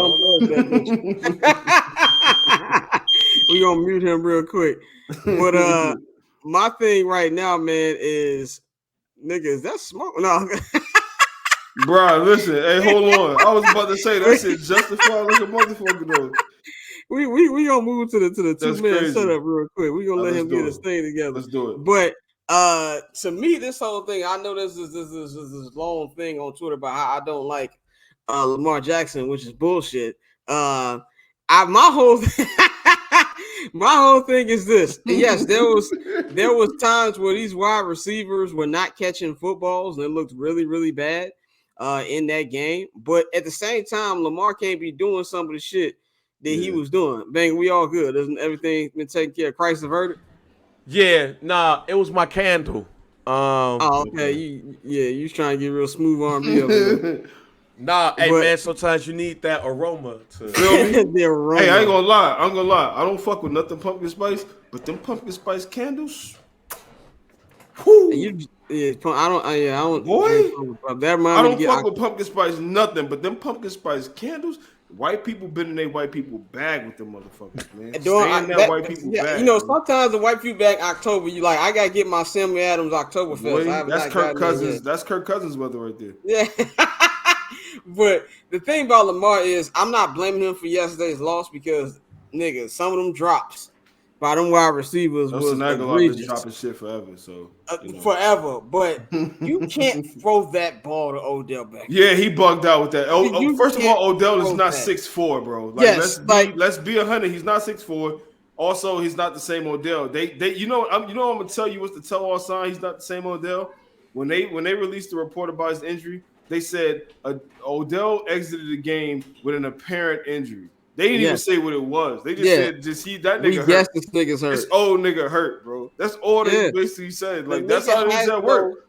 When you call in to work, they say, yo, that nigga hurt, man. Like, you know what I mean? The nigga has no lift. As my brother likes to say, he threw a BLT in the end zone. Like, that shit has got to stop. TJ Watt did TJ Watt things at the end, but you can't fumble either. And it kind of feels like they got rid of Greg Roman. They brought in old boy from whatever college. The offense still looks the fucking same. At the end of the day, something's got to give. And I'm not saying this is on Lamar, but they need to have a come to Jesus moment about this. Because I watched that entire shitty game. They showed a lot of it on Red Zone for it to end like that. You got Kenny Pickett, who fucking refuses to throw the ball downfield. Yeah. Just won the game, throw it to George Pickens. It was nasty even for AFC North football levels. Like, did you see Mike Tomlin's face when he walked onto that field? I know he said a couple weeks ago, we don't apologize for this. Nigga, you should apologize for this one. And if you're losing to a team like this, and this isn't just a one-game thing with the Ravens. They've been looking smelly like this all season, and that's just something them niggas got to figure out, man. Let's wrap up this before we go to Monday Night Football. Yeah. And we are officially a quarter into the season. 5 weeks. Today's the last game for week 5, which is crazy already. Who would be you guys' power rankings of 5 teams in the NFL so far?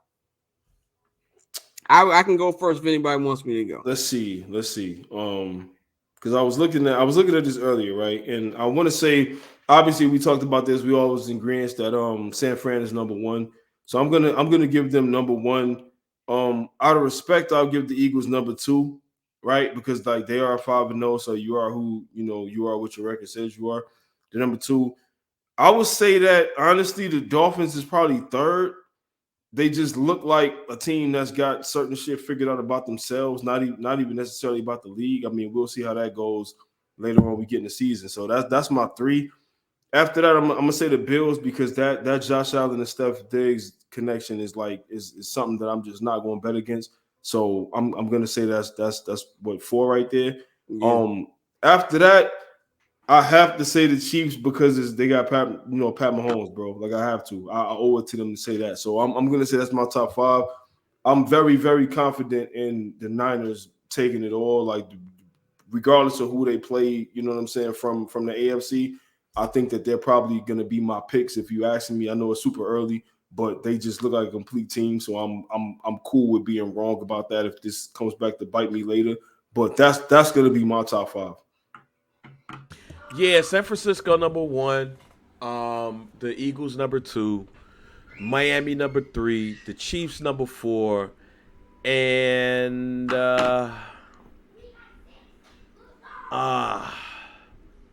I'm guessing even though they lost in London, I guess I will want to. Nah, you know what? Nah, because they lost in London and the Pittsburgh Steelers won. So I'm gonna go with the Pittsburgh Steelers at number 5, man. You want Steelers at number 5? Number 5 for right now. This list is fluid, fam. This list is fluid, but these niggas lost. These niggas went to London and lost to the Jacksonville Jaguars, even though this was the team that I predicted to go to the Super Bowl. And they didn't look good. They didn't look good until the last quarter and a half. Oh, you know what's crazy? You are actually right about that because like through the first 2 quarters, I thought that game was just going to be the ass whooping. Yeah, they look and like they started looking good. I want to say maybe with maybe 9 or 10 minutes left in the third. Like that was. Let's be clear about the Jaguars too. If Trevor Lawrence was black, they'd be killing that nigga right now because he low key playing very mid. You said they would be killing him. Okay, here we go. I'm asking, are you killing yourself? I mean, come on, man. Let's be real. I'm killing nigga now. I had to go listen. Like real shit. I had when Scott shitted on Josh Allen so much, I googled Josh Allen to make sure one of his parents wasn't black. I had to make sure because I was like, Scott don't play that shit about them. You know what I mean? But no, man, they got the best. To me, man, it's not even a debate, man. The best coach in the NFL is Mike Tomlin. Ain't no way in hell they should be leading that division, fam. Yeah. No way in hell. Look at all his teams and understand he never had a losing record. Yeah, look at those teams.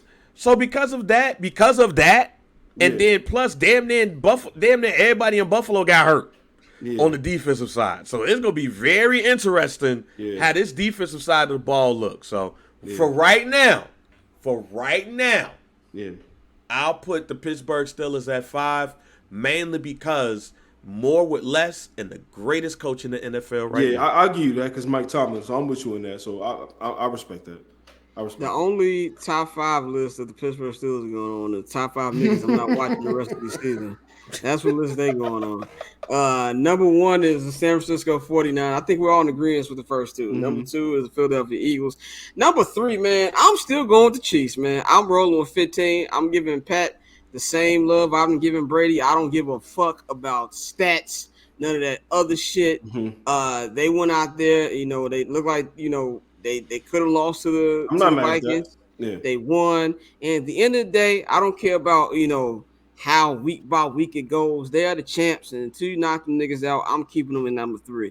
Number 4, I'm going to go with the Miami Dolphins in number 4. These niggas are just the most fun offensive team in football right now. They got a whole bunch of niggas on their team who run like their name is Man. Like all them niggas is fast. You know what I'm saying?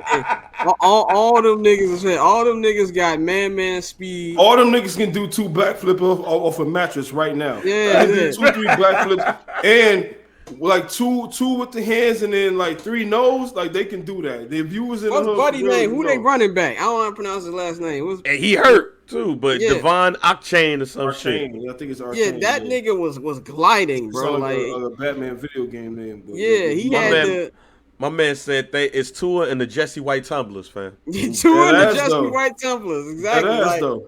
Like my man's was like when Gus Johnson was like, he's got running from the cop speed.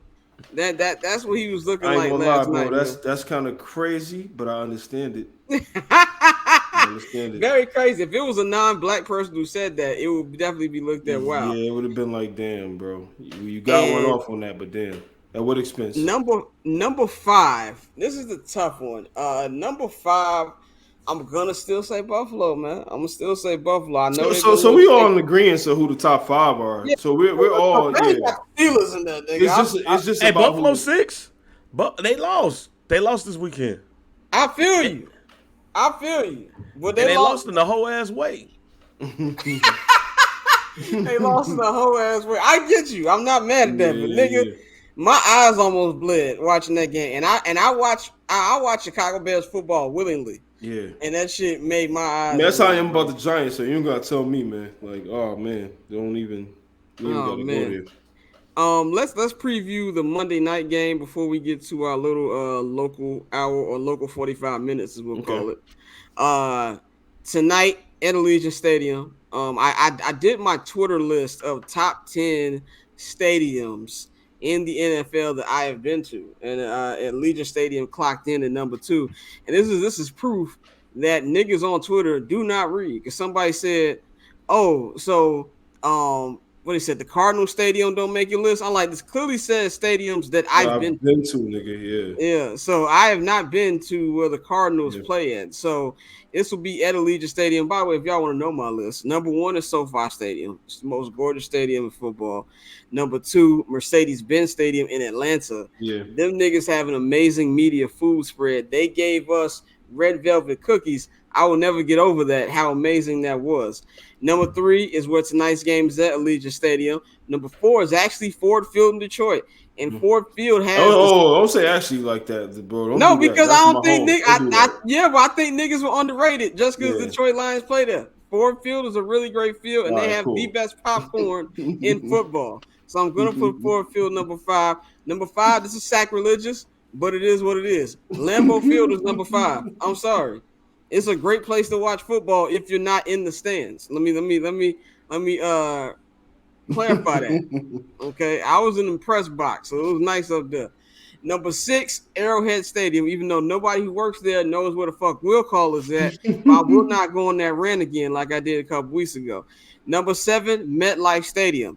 The only problem I have with MetLife, it's literally the worst stadium to get in and out of in all of football. And it's a very corporate vibe. And I feel like I was pretty New York, New Jersey to me. It fit really New Jersey. I feel like I was invited by Bobby Axelrod. Like it's very, very corporate. Number 8, Heinz Field. I know they changed the name. I don't give a fuck what they changed it to. That's Heinz Field to me. Yeah. Shockingly, Soldier Field is 9. Yes, there is a stadium worse than Soldier Field. Soldier Field is 9. Number 10 is a stadium that I just came from. FedEx Field is a fucking dump on a fucking field. Like, I thought that the DJ was going crazy, and then shout out to Pierce, shout out my homegirl Shakia. They said, we saw on your Twitter that they was going crazy. We couldn't hear them niggas because the speaker was her. So that took away everything. It took forever for me to get to the damn press room. I don't know what Landover. I don't know where the interview room was. You know what I'm saying? I don't know what none of that shit was. So I'm going to put them in my top 10, man. So we're going to get into our Monday Night Football preview tonight, which is at Allegiant Stadium. It will be the Las Vegas Raiders taking on the Green Bay Packers. Jimmy Garoppolo has been cleared from concussion protocol. He will be playing. Aaron Jones will not be playing for the Green Bay Packers, but Devontae Adams, he had a hamstring, but Devontae will be playing today. As he is coming up on a big milestone for himself too. So, Bang, how you see this game going? Hey man, and I kind of joked about when, not in a bad way, when Brett Favre father had passed away, and that same day he beat the shit out of the Raiders that game through I think it was a long ass pass like Antonio Freeman or Robert Brooks or something that was epic. I ain't saying it's gonna be an ass whooping, but it's gonna be damn near that. This is the game where Devontae Adams gets in trouble on the sidelines, ladies and gentlemen. I So you think the Packers gonna whoop their ass? Oh man, the Packers is winning the night, fam. First of all, Jimmy G coming back does not excite me at all, my G, at all. That does. If we look at a game and we like, yo, Jimmy G coming back, oh shit, then we got hella problems, fam. No, I think this is the game where Devontae Adams gets mad at everybody, and he ends up being traded before the year is out because I'm about to lose to my former team, and the damn quarterback that I used to be with ain't even there. Yeah. I'll say Green Bay by 7. Okay. I kind of want to take Green Bay by more than that. I think it's probably going to be one of those like 28-14 games where like Jordan Love really in the midst of all of this, like, yo, what is Jordan Love? What can he be? What is he right now? Type of shit. I think that this can be one of those games that obviously none of us have the Raiders rated high, but we still looking at performances. You still got to perform when, you know, we expect you to, I guess. So I think it's probably going to be one of them type of games where he probably throw for 3. You know what I'm saying? Like on some, just on a humble, you know what I mean? Hand one off or whatever. And, you know, they probably win like some 28-10, 28-14 type shit. But yeah, I'm taking the Packers. I'm just not, I'm okay with being wrong about the Raiders. I'm not picking the Raiders going into any game more than likely. Like I'm just okay with being wrong about them. If they win, cool. Hats off to them. But I'm taking the Packers like by like 3 scores, 2 or 3 scores minimum. I'm with y'all as far as who I think is going to win. I'm not going with the blowout thing. I think the Packers do win tonight. But I think this is going to be a close game. And I think it's going to be a close game because I don't think the Packers are that damn good. I don't think Jordan Love is that damn good. This has nothing to do with my hate for the Packers. I just don't think they're that good of a football team. Having said all of that, nigga, the Raiders are fucking worse. Like you said, Jimmy G is shit. They are wasting my man Devontae. Like you said, Devontae definitely might punch a nigga today. Yeah, this is definitely one of them. Devontae had 3 touchdowns. They lose with like a field goal. And, you know, he gonna push more than just a cameraman. This nigga gonna fight a nigga tonight. That's why I say it's gonna feel like an ass whooping, but it's not.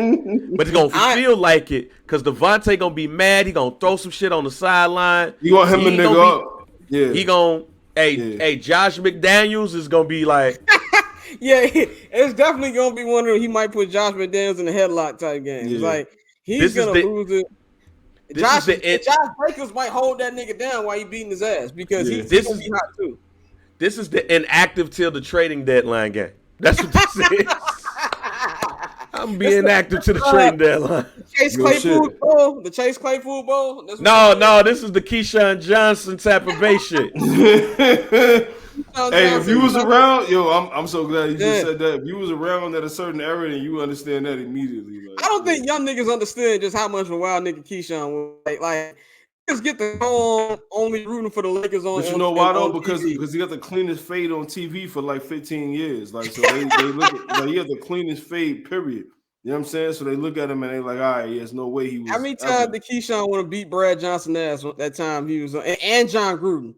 Yeah, and John Gruden. One of my favorite NFL. He said as much. Exactly. One of my favorite NFL films clips is when he was yelling us. He said, "Shut your ass up. You a fake ass John Randall." I don't even know who he was yelling at, but that's his prime Keyshawn. Yes, Devontae is on Keyshawn alert tonight. 100%. So I'm gonna go with the Packers, but I think this is gonna be a very close. You know, I always tweet on Twitter, stupid finish alert. I am pressing the stupid finish alert on this game right now, but I think they will win by a field goal, and I think the Packers will win this one. But that's what I got on that, man. But we're going to enter our local hour real quick. We're gonna call this a local 30 minutes. Local hour. Sponsored by WNUA, sponsored by Harold's Chicken and Garrett's Popcorn. Shout out to the corn man. Oh, I don't know why I just put that on you. I got like the wrong this is why I say about live TV, man. I just put the wrong overlay on here. This is not local hour. Right. What's called? We waiting for Mari to come back on here, but this is the local hour to talk about Bulls. As soon as Mark comes on here, we're gonna talk about the Bulls. What what's called off season. Now preseason has just kicked in. Matter of fact, here's Mark right here. So preseason has just started. The Bulls lost this weekend, which I don't watch preseason basketball. I just want to be very clear about a couple things. Yeah. I barely watch preseason football. I only watch for when the starters play of the Bears, and I turn that shit off. We're going to time this conversation so we're not on here talking for 3 hours. So I just want to start with this. I think I've given my opinions what I think the Bulls are going to do when we had Jason Goff on here 2 weeks ago. Mark, what are you expecting? We used to have a Bulls podcast. What are you expecting from this year's team? If I'm being real with you, I think best case scenario, if everything goes right, if everybody shows up every single day and average what they're supposed to, best case scenario is like a 7 seed. You know what I'm saying? Like, so I'm not really going into it expecting a lot. And it's also, and obviously it's because other teams have made a lot of moves. You look at the first couple teams in the East, you're looking at Milwaukee, no particular order, Milwaukee, Boston, Philly, Miami, and, whoever else, right? The Bulls are not in that realm. Regardless of who we have talent-wise, I'm not really expecting – I expect fun basketball because we do have dudes that can score, score in creative ways. And, whenever they come down here to Atlanta to play the Hawks, I go to the games and I watch them and I love it every single time, win or lose. Like, I love it. But I'm not really expecting nothing too crazy. Like I said, barring any trade or free agency signing that I'm just not aware of at the moment, best absolute case scenario with everything goes right with everybody is like a 7 seed. So, like, I don't know. Bang, what you thinking on the beloved? I don't watch preseason basketball either. Yeah. It just seems like though that this team is just gonna be a point guard away from being hella decent. And hella decent is just really like at this point being like 5th or 6th seed. That's really it. Like they didn't do shit. Yeah. Like that's what I'm saying, bro. Shit. Like I want to be able to say much, but what the fuck did these niggas do? The nigga signed Damian, aka Javon Carter.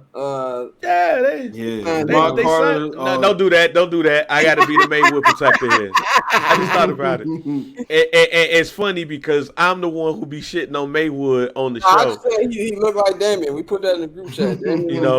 But we can't be shitting on Maywood, fam. We got somebody from Maywood that's going to be playing. He want to play for the crib. He going to be playing hard for the crib. So let's support Javon Carter. Now, Torrey Craig, though. Torrey Craig, yeah. Torrey Craig could be Damian. All right, that motherfucker be Damian. But no, they didn't do anything. Yeah. I don't know. And then, you got Vucci Mane talking about, so, this might be, this might be our last chance. No, nigga. That's... Yeah, I mean, what you think? What, though? That's right. Last chance at what, my nigga? Last chance at what? A 6 seed, my nigga? Like, no, this shit. I think like the most unfortunate thing about this run of Bulls basketball is it wasn't supposed to be this mediocre. Everything flatlined when Lonzo got hurt. That's just the truth of the matter. Like, we can sit up here, blame AK for additions, blame Markel. These are all valid points. Yeah. But when your point guard just dies, yeah, like and hasn't played basketball, like this team, and I know this is only like a couple months of the basketball. I'm not saying this team would have stayed number 1 seed. Mm-hmm. They were the number 1 seed. The offense was flowing. Mm-hmm. It just looked different with Lonzo out there. Lonzo, fun team, yeah, fun team. Lonzo is one of your best defenders, one of your best 3-point shooters. So you take that out, it makes the game more difficult. Not just for the Bulls in general, but for your main 2 scorers. It makes things difficult for DeMar. Makes things difficult for Zach. Vucci got to work harder for his buckets. It makes things difficult for Billy Donovan. But in the day, this is also a self-inflicted problem for the Bulls. It's not like fucking Lonzo Ball just started getting injuries when he got hit. This nigga was injured when he was with the fucking Lakers. He was injured when he was with the fucking Pelicans. You should have been prepared for that. Like, look, if we're going to get tampering, we're going to get the tampering laws and things like that and lose the draft pick and things like that, let's at least have a backup plan for if this nigga gets hurt. So to me, it's as a Bulls fan, I think you said the thing that hit the nail on the head, Mari. Like, just be good enough to where I can watch these niggas on a cold ass Wednesday in March. Yeah. I want to put a bullet in my hand. You know what I'm saying? Like, just get it to that point where they're at least a 6 seed, 7 seed. Maybe they can win a play-in game. Like, that's why everybody's like, well, oh, Dame's in our division. That shit don't fucking matter. They're just gonna bust our ass any damn way. If anything, the Dame kind of helps the Bulls because it kind of takes the heat a little bit out of a playoff spot, and maybe that helps the Bulls a little bit from that. If you're looking at a super optimistic position. As far as the addition, like I said, they didn't do anything. Like, yeah, Javon Carter is a good 3-point shooter. I really like Torrey Craig. I wanted Torrey Craig. Me and Mark wanted Torrey Craig 2 years ago. Absolutely. We definitely did. So I like Torrey Craig, but you still don't have a point guard. I like what Kobe did last year. I think Kobe deserved the money. Shout out to Kobe for getting the money he got. He is not a fucking point guard. That's the issues you're gonna have with this team. You got a couple more 3-point shooters, but they're not a 3-point shooting team. It's 2023. You got to shoot threes. That's still an issue.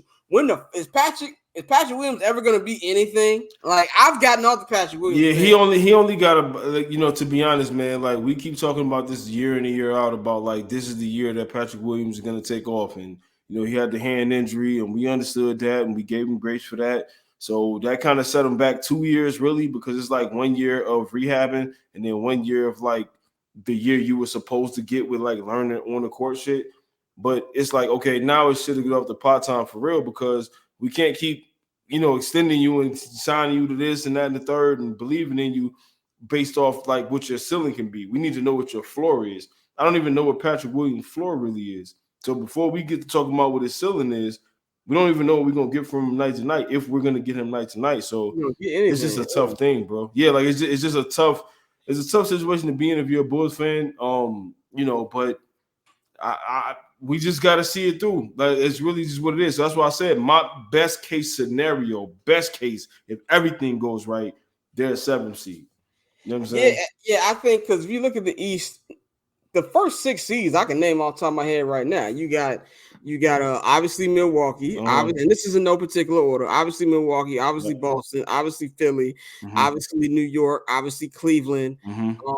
And then like I think 6 through 10 is up for grabs, and then you're in the Toronto.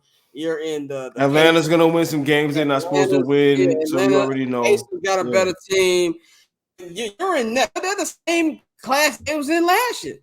You know what I'm saying? Like, the Knicks are better than these niggas. You know what I'm saying? Like, it's just. And for us to have Zach and DeMar, it doesn't make sense that we have Vooch and Kobe White and these guys and Patrick Williams, and we got all this potential, and we're just bottom feeders. Like, it's crazy.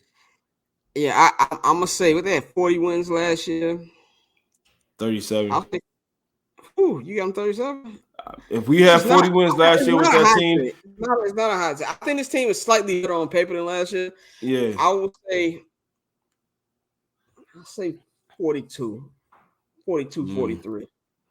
42, 43. And I'm curious to see what the odds are on these betting sites. I'm curious to see what they. Yeah, I want to see that too. It's gonna be a lot of mediocre. Me right now, like for anybody that's listening, I'm saying it's completely not knowing what the best makers and the odds makers is saying about us going into the season. I'm saying 37 wins because if we won 40 last season, I don't think we got better, and not getting better in the NBA means you got worse. You know what I'm saying? It doesn't mean you stayed the same. It means you got worse because everybody else got better. Celtics added Drew Holiday. The Milwaukee Bucks added Dame. Like, what are we doing? So I'm going to say 37. And I'm going to check actually now, matter of fact. I need to see. Man, what you got, man? What win total? And we can wrap this up. Man, this is actually the most difficult prediction that I've had in basketball in quite some time, because I really don't know what this team gonna give you, man. It's to the point. I even give a deeper prediction. Zach will not be with the team after the All-Star break. I don't think that's a hot take. I don't think it's a hot take either. That's what's so crazy about this shit. Like, I don't think so. That's why I'm leaving it at that. I don't think Zach could be with the team after the All-Star break. I think that the Bulls are positioned to not tank, but look semi-decent until the All-Star game, and that's when you're going to see the fire sale, and this team is going to look totally different The problem is that you should have did this last year instead of this year. Yep. Because quite honestly, don't none of us really know or give a fuck who's in lottery next season or the year after that. Yeah. Probably saying right now, unless you're really deep into basketball, especially college basketball, we have officially reached the era where you like, I don't know who these motherfuckers gonna draft. I just hope they grab somebody decent. Real shit. No, that's real. That's real. Nigga ain't heard that before. That's real. Yeah. Like, oh, that nigga the number one pick? Like, oh. Let me look him up on YouTube right now then, because I don't know nothing about this nigga. Yeah. Some nigga from overtime is gonna be the number one pick in the goddamn draft. Yeah. See what Chicago sports has done. This is what it has done, man. But that's all we got on the Bulls. So Mariano, man, we appreciate you for joining us, bro. Man, listen, I appreciate y'all for having me. Like I said, my man JR Bang, every time Scott retweets your content, dog, like I fuck with it, you know what I mean, 100%. Appreciate so that. You already know what it is, man. I want to, moving forward, I want to pod with you again. You know what I'm saying? Like this was fun, 100%. We gotta make it happen. Other than that, dog, y'all already know, man. All for the love. Episode 23 will be out soon. You know what I'm saying? I'll do that. Doing that every week. And Scott, y'all already know what time it is, man. Like we've been down, we've been fucking with the Barbershop Network for fucking for years, bro. Like y'all already know. You know what I'm saying? Like forever, since day one. Like I was one of the original niggas that got the text that said, "Hey, we about to start this shit up," and then it started up, and it's like, yeah, this is everything it was promised to be. You know what I mean? Unlike Game of Thrones, you know what I mean? This was everything that was promised to be. You know what I mean? Yeah, man, and you're gonna be doing a lot of basketball content for us this season, man. So Scott. Well, hey Scott, this is more for probably summer sessions. Okay. But I definitely want to get. I want to be prepared. I'm gonna send you this link, fam. I really want your thoughts. This is. I already know this is gonna be some wild shit. This is the Hollywood Reporters. The Hollywood Reporters critics pick the 50 best TV shows of the 21st century so far. Oh, I know some bullshit on here. Go immediately. Go to number one. Yeah, I want to see what the fuck is number one. No, I'm not gonna. I'm gonna save it. I'm gonna save it because I already know it's an epic rant coming by. And guess what? Scott, when he sent it to you, send it to me because I need to see what I already feel an epic rant coming on when he sees number one. Yeah, let me know about that, man. But in the meantime, between time, man, listen, shout out to the Barbershop Network. Shout out to everything y'all got going on. You already know what time it is, man. Anytime. Listen, like we talked about earlier, as adults with shit going on, we don't have free time, man. We make time for shit. You know what I'm saying? And I always make time for anything barbershop related because it's family, you know what I'm saying? So that's what it is, man. I'm looking at. Hold on.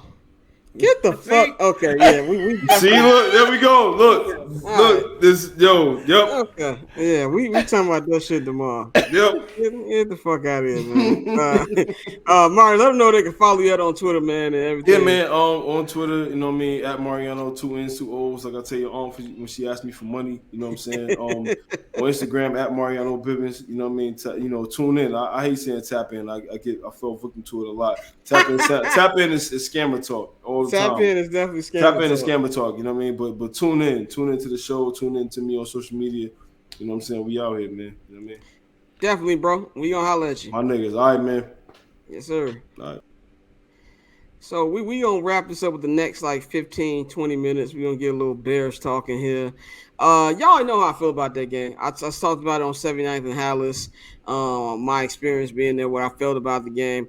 Bang, what was your experience watching the game? How you feel about this win, Justin's performance, and really just the team going forward?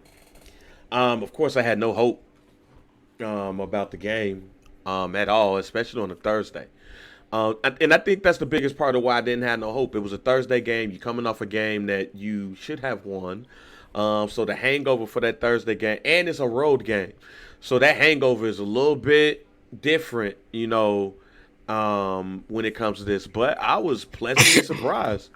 Justin looked real good. Justin, I don't want to say he looked like he hit his stride. I want to wait to 3 games. I want to wait till after this Atlanta game, and this Atlanta game is the game because he's at the crib. Technically, like he's at the you crib. mean the Vikings game? Excuse me, the Vikings game. I want to wait till we get to around that game because the Vikings game is a division game, and I don't trust that game because it's a division game. But if he does decent, I think it's the Raiders after that. Yeah, it's the next. Then it's Atlanta, right? Yeah, we don't play Atlanta until Christmas Eve.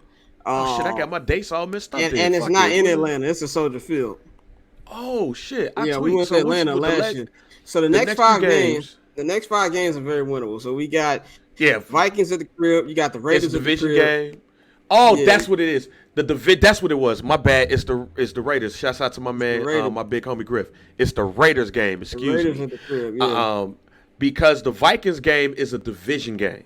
Yeah. So those can go either way, and it's not like we looking good. I mean, neither are they. We got the same record. Same record.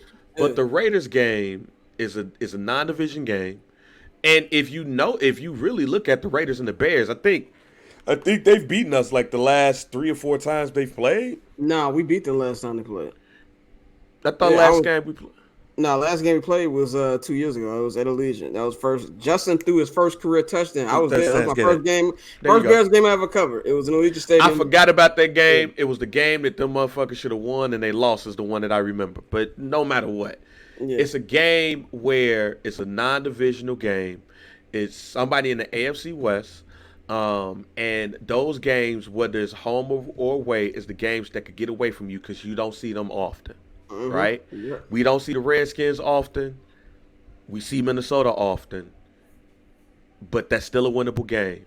If we could come off with at least from this stretch right here, 2-2, it looks different. The team looks different.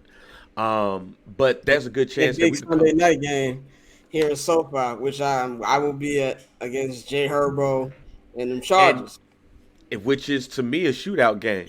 That is a shootout game. Just even this 5-game stretch though, I feel good, but back to the Commanders game, I was shocked. I was a little nervous though when the Commanders started coming back. Of course, we all was. We was all in the text group like, here we go again with these niggas. But I think what the Bears did differently is they put the foot on the Commanders' necks. Now, the run game is going to be a little bit different here with Devontae Foreman taking the lead. And be him and Roshan, because I think Roshan is not. He's not in concussion protocol, so he should be. Oh, okay. Yeah, he got knocked out, but he's not in concussion protocol. Okay, but still, we probably end up seeing a heavy dose of Foreman and just working Johnson in, and then you got Evans, who was formerly the practice squad of the Miami Dolphins, but the Bears drafted him, I think, in the 6th or 7th round, so he know the program. Yeah. So when I look at the Bears, let's just see what happens. I'm taking it one game at a time. That's at the end of the day, though, and that's the only way you could do it. I'm not getting overly excited about what I saw, even though this was this was a Commanders team that has looked pretty decent the first couple of games of the season. They put 31 up on Philly. Right. And then they did it at home. Yeah. So I don't want to get too far into being geeked or whatever, but knowing that these next couple of games are winnable, if they could just win 3 of this 5, I feel better about the season. I feel better about Justin. Yeah. I think like you said, I'm taking it one game at a time too, but if you look at big picture, this next 5-6 game stretch to me is the season. You got, like I said, Minnesota at the crib. It's a division game. Anything can happen. We played them close both games. We played them last year. Even the second game when they played their starters and the Bears were intentionally trying to lose that fucking game, they still played them hard. Then you got the Raiders. Like I said, that's a game that can get away from you because Raiders are not a good team. So you got the Raiders going on after that. And you got the big game against SoFi against the Chargers. Then you go to New Orleans to play the Saints. Saints offense is not that good, but that defense is still very good. They still bring problems in the loud Superdome. On a short week, you host the Carolina Panthers. So that little stretch right there is going to tell me something before you go to Detroit and get your head knocked off. That to me is where it's gonna show me this. But I think the best thing you can do if you're a Bears fan is to take this one step, one game at a time. I think doing anything more than that is putting you in Bears fan trap mode, where it's like you're getting too excited. Yes, we should have been excited on Thursday. It was a big win. We ain't won in almost a fucking calendar year. I was excited. Everybody was excited, but more than anything, even more than even the wins and the losses, because I'm looking at the offense. You know what I'm saying? I'm looking at Justin. I think Justin's looking at Justin. The last two games was a really good blueprint of how you want him to look, how you want this offense to look. But now here comes the challenge. Now the teams know that, okay, DJ is really how you get your offense going. They're going to try to eliminate him. And that's why I need to see more from Darnell Mooney, who I've been disappointed with these last couple of weeks. There was a couple passes that Justin threw to him on Thursday that were very gettable balls. He didn't get them. You're going to need Moon to step up. You're going to need Cole Kmet to be running the right routes and to stop moving as slow as fucking molasses. You're going to need to involve Robert Tonyan more. You know what I'm saying? This is where you're going to miss Khalil Herbert, because he's a pass catching running back. So they're gonna have to take the things they've done the last 2 weeks offensively and double down on that. And I feel like if they do that, they'll put themselves in a position to win. I'm also interested to see how the defense is gonna play. Eberflus said they're looking for a defensive, like a specialist assistant or something, like what's called a veteran to help them, because he's gonna be the DC for the rest of the year. And then you get Jalen Johnson is going to be playing on Sunday. Kyler Gordon just got activated off IR. We're going to see if Bojack practices this week. That will change a lot. I feel like this team needed this win for motivation reason. And I think a lot of people, we could sit up here, we could talk about the draft, we could talk about Caleb Williams, whatever. I'm not thinking about the Bears draft pick, at least. Of course, I'm thinking about Carolina. Carolina is going to be – I don't think there's going to be a team worse than Carolina this year. I think Carolina is going to have the number one draft pick, which means the Bears are going to have the number one draft pick. At the absolute most, I think they win one game. If you look at their schedule is brutal. But as far as the Bears, there's still so much more football to be played where you can put yourself in a position to turn this season around. But they have to take it one game at a time. And this is where the Denver loss really, really hurts, because you really, really needed to hold on to that. They'd be on a 2-game win streak going against a division opponent right now. So I just want to take it one game at a time. I like how Justin's looked, but I want to keep this up. I want the team to keep this up and give us something to watch. We still got 2 more months of this damn regular season, man. Let's 3 more months, actually. 3 more months of this damn regular season. Let's get something going, man. But I do think they did a lot of positive things on Thursday, and it's just really up to the Bears and this coaching staff and Justin to keep this thing rolling. So I think that's the number one thing to look at. What did you think about the Chase Claypool deal that happened a couple days ago? Very unfortunate, because I think that Chase Claypool is very talented, but I don't think he realized how talented he is. I had reshared in my stories on the old school version of I Am Athlete, to where he was saying that he's a top 3 wide receiver, and even then we all laughed at that shit, like for real. But the thing is, he has the talent to be that. But I also think he's letting shit get in his way, and he's being a diva that he ain't even earned the stripes to be that yet. And as y'all have all said, when Mike Tomlin gets rid of you, that's a problem. So getting something out of the Miami Dolphins is good enough for me. It's unfortunate that we gave away what ended up being the 32nd player in the NFL draft, which was Joey Porter Jr. Yeah, and the thing is I don't think the Bears expected to get Chase Claypool and be Huff, enough to get that pick.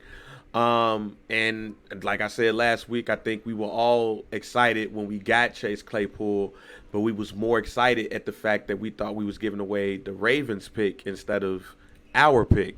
Yep. And I think if it was the Ravens pick we gave away, we feel a lot better about this trade. With that being said, I hope the man does well in Miami. I ain't gonna shit on the man. I hope he does well. He joins a fast ass team, basically, fam. As you said, a whole bunch of man-mans, all right? There's man over there. That's Cortez. That's because Cortez is a fast nigga name out west too, and a whole bunch of other players, fam. Like it's really looking a lot like Christmas on that squad. I don't know where he fits, because you got Jalen Waddle over there. You got of course Tyreek Hill. You got a couple of other fast ass niggas, but shit, I hope it works out for him. And with the Bears, I mean, unfortunately, it's a pick that we ain't gonna really give a fuck about until the draft It's gets here. another L for Ryan Poles, man. The only thing Ryan Poles has this in his bag right now is the fleecing of the Carolina Panthers. By the way, them niggas hustle backwards. I mean, you do all that to trade up to get the number one pick to get Bryce Young, and then you traded your number one receiver who could have helped Bryce Young. And then now Bryce Young has no wide receiver. They're going to be Huff again, and now you do not own your first round pick. I mean, and then on top of that, you see what Christian McCaffrey's doing in San Francisco. They gave that nigga up for peanuts. You know what I'm saying? So it's just an investigation needs to be had to what's going on in Carolina, man. But I am thankful for that. I'm looking forward to being in Detroit in April. We're going to cash that money in the bank. You said Carolina trying to move to another market, fam? They do. I don't know what they're doing, but it's a lot of Elon Musk moves going on over there. What market needs a football team, fam? Just they're trying to move the St. Louis Panthers. The St. Louis Panthers, some nigga move them niggas to Oakland, some. Because I have no clue. That is true. I have no clue why they trade. And this is not just because he's looked good in his first couple of games as a Bear. But I was a DJ Moore fan even before that. DJ Moore been that guy. Right, so when the Bears got him in the trade, I was like, yo, so wait a minute. We got their pick and him? Yeah, that's what I was telling Pat when we was at the game. Pat was like, oh, man, this dude just getting on. I'm like, no, this is who he is, nigga. Like, there's been countless times the DJ did some shit like this last year. Now, obviously not like 230 yards, but DJ's had monster games many times with bum-ass quarterbacks. This is who he is. He's a number one wide receiver. And they gave that up. Granted, I know they wanted to get their quarterback. They gave that up and gave their number one draft pick a shit O-line and Adam Thielen. Or the wide receiver formerly known as Adam Thielen is what they gave him. Because that's not the Adam Thielen used to be busting the Bears' ass for sure. So that's the only win I give Ryan Poles right now. Great trade, but everything else is looking kind of shaky, man. So I believe him. I believe Flus. As much as we keep talking about Poles, it's not his guy. Nigga, Poles need Justin to hoop. Because if Justin don't hoop, I don't care if it's his guy or not. You ain't made the proper moves to save your job at the end of the season. You know what I'm saying? So a lot riding on the Bears. But if you're a Bears fan, man, be happy to win. Take this shit one game at a time, man, because if not, you won't be doing too much. Because this is the Chicago Bears. Let's not get too high on our own supply. So that is all we got today, man. 2 hours on the dot. I want to give a shout out to Mariano for joining us, man. Definitely once again, shout out to Bang. Courtney, Dante, Mikey will all be back on Friday, and we got a very special guest on Friday. I'm looking forward to announcing that.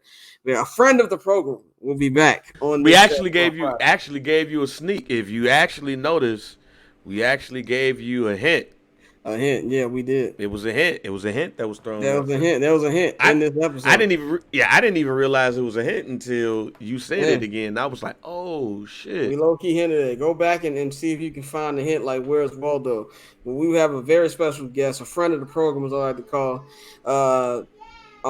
This person has been on this show multiple times. This will be this person's third appearance on this show. So they are a real friend of the program. Shout out to another friend of the program, Taylor Rooks, for linking up with me this past couple days ago in DC. Definitely cool people, man. Definitely got to give a shout out to, because sometimes, you see people on TV or they do certain stuff and you meet them and they're like, oh, this motherfucker's an asshole. Like, no, Taylor's great people. So shout out to her.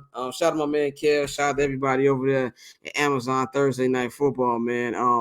So that's all we got for y'all. You know to follow me on Twitter and Instagram at BarberChair Scott. You know to follow Bang at JR Bang. We got a new some dude coming up. I know Mike's probably sick about his Cowboys. Yeah, we got a new one. We're going to be recording that tomorrow. Mike gets to talk about his Cowboys and his disgust and everything. And plus we get to talk about this music, man. We get to talk about how people are upset about mid projects that they throw out there. Definitely, man. So we're going to be talking about that on Summer Sessions as well. So we're going to be having Summer Sessions. We'll be dropping back on to back. Wednesday. Back to back. We're going to be talking about that. There's a lot of stuff to talk about. Bang's trip to Atlanta. Me and Pav's trip to DC. We're gonna do a full Drake album review, which I'm pretty sure the only real super positive comments are gonna be from one Pavy, because he loves. Let me tell you, this nigga actually set an alarm We was in the hotel. This nigga set an alarm to wake up at 6 a.m. to listen to that goddamn album. I shit you not. So we will be talking about that on Summer Sessions tomorrow. So if you're not a Patreon subscriber, you should subscribe and check that out. So we appreciate everybody who watches and listens to the show. And we'll holler at y'all niggas on Friday, man. We up out of here.